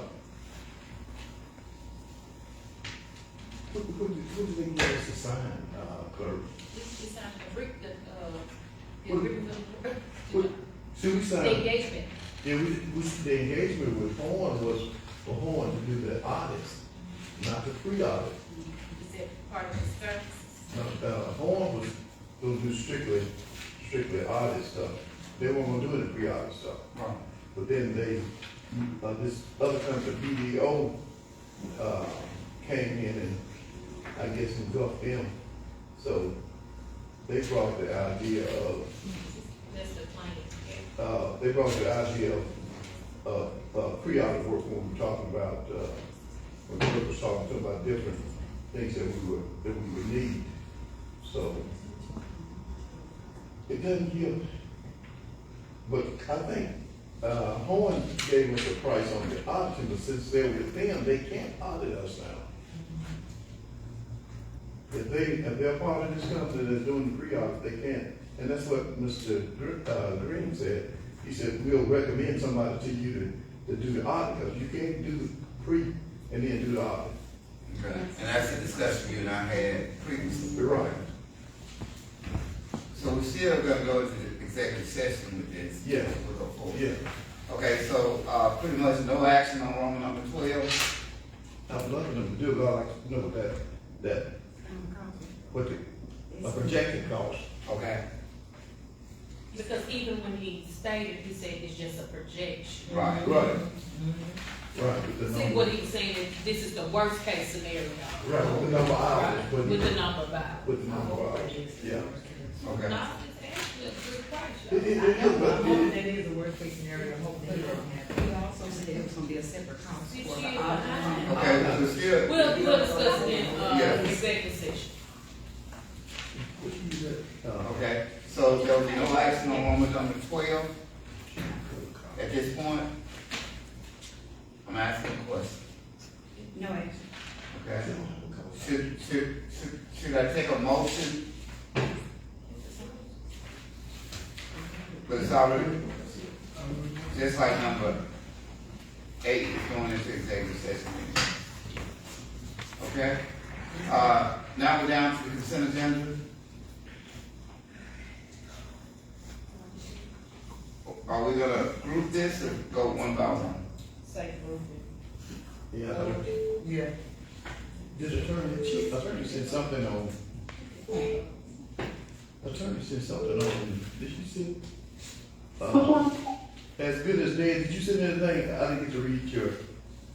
It was a draft usage agreement. It was based on what Ms. Gordon sent me this afternoon. She sent me like a couple of.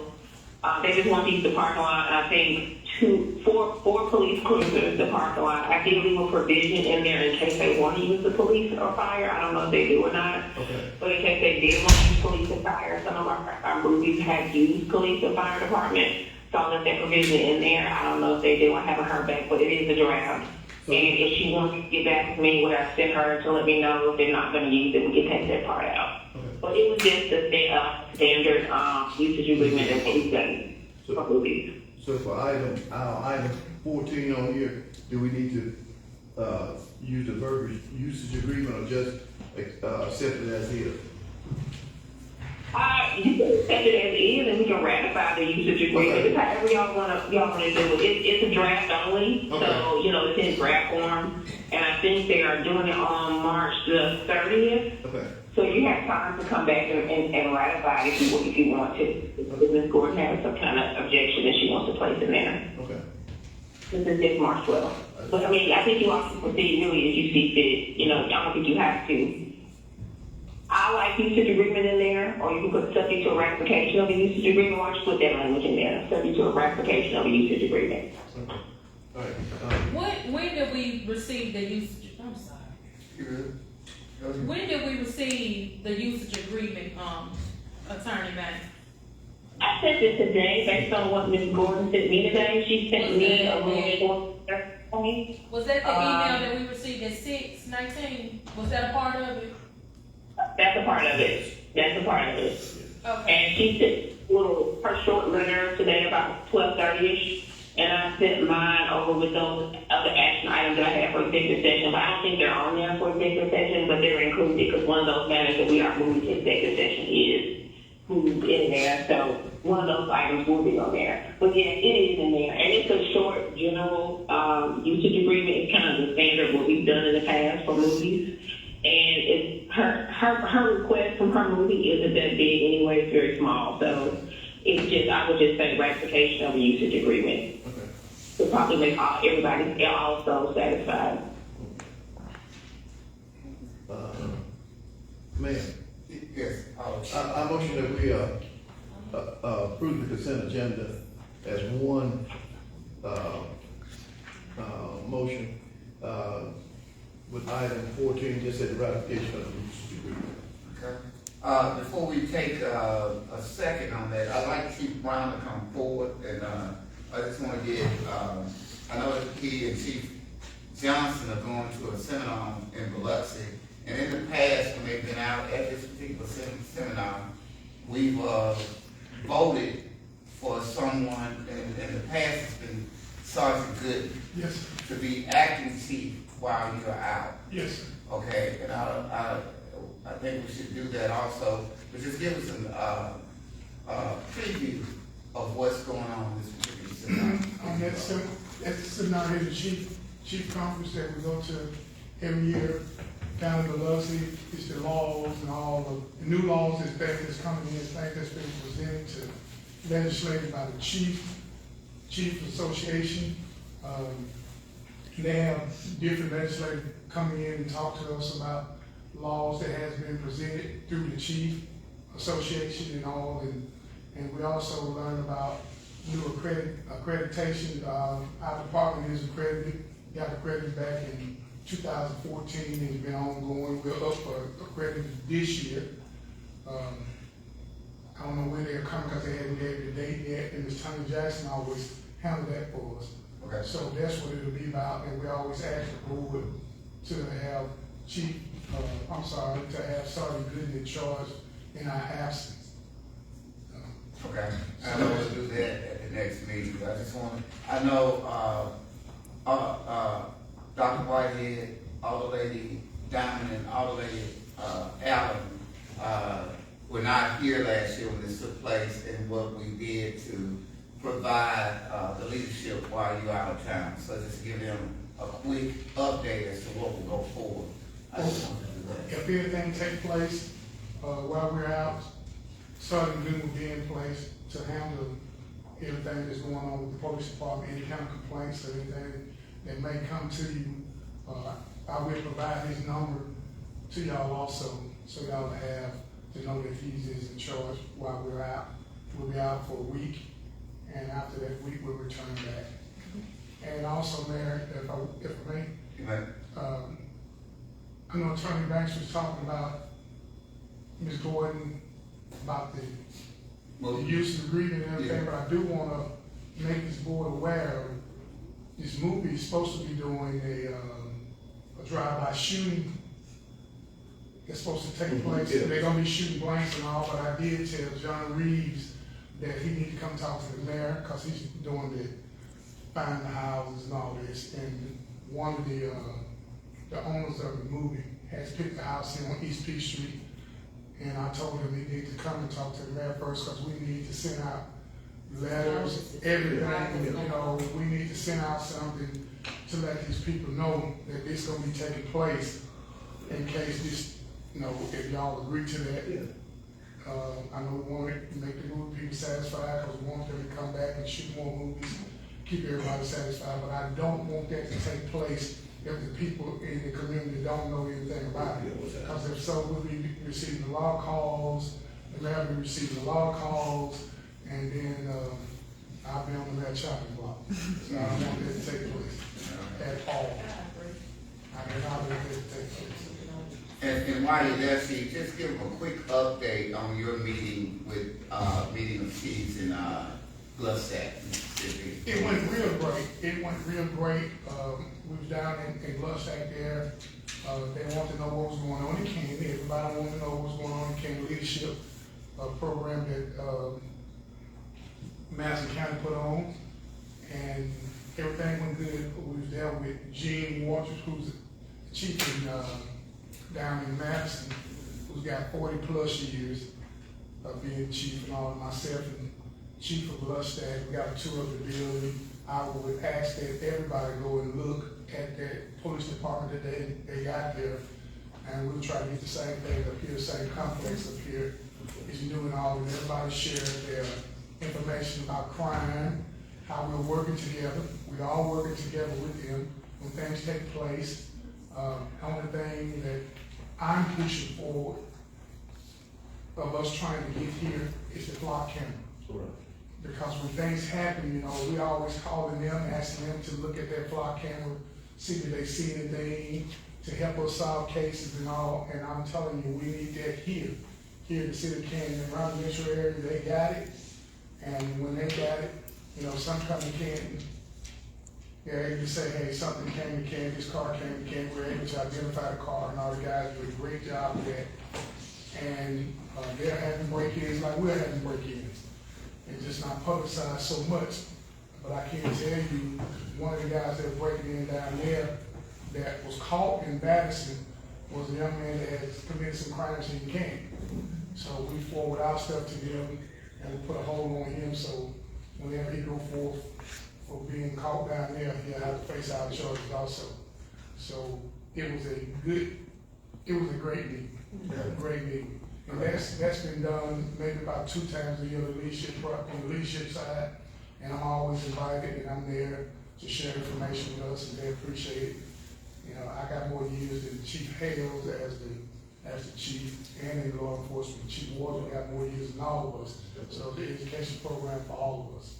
And I appreciate the mayor and y'all letting me go. The one thing I want to reiterate, exposure is good. In the past, Alden Wells and I usually go to these different meetings, and also Dr. Anderson. We go to these different meetings, and the one consensus statement said, Canton is now showing up. When they're invited to things, they're showing up. In the past, I think we got the report card that even when we go out of town for different things, our members were not attending classes. Look, we have to be mindful that this is taxpayers' money that we're using, and that's a betrayal if you're not utilizing it the right way. If you can't go, that's understood, but if you do go, please participate in what we're supposed to be doing there, and that is actually getting continuous education to improve our city. So thank you so much. I got the report back. You all were very engaged and opinionated, which is good because every city has some of the same problems, but different problems with different personalities. So my hat goes off to you, and let's continue to strive forward and do what we can to build up the city. Thank you so much. Anybody has anything else for for Chief Brown? Doctor. I just want to let the board know and the mayor know, you know, we was all wondering what happened to the man at Home Depot. The man had a heart attack. Oh, did he? Okay, they found him in the parking lot. I remember that. Okay. Well, great job. Keep pushing, and y'all stay safe. Yes. And continue to protect the sir. Thank you so much. Thank you, Chief. All right. Okay. There's a motion on the floor. Is there a second regarding the consent agenda? I'm sorry. I'm moving again. Okay.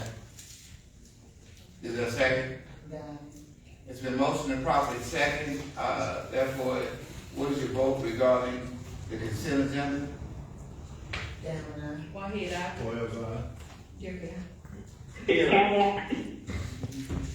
All right, the vote is unanimous. Therefore, motion carries. I need a motion to go into executive session. Motion. Is there a second? It's been motion and properly second. What is your vote regarding going into executive session? Well,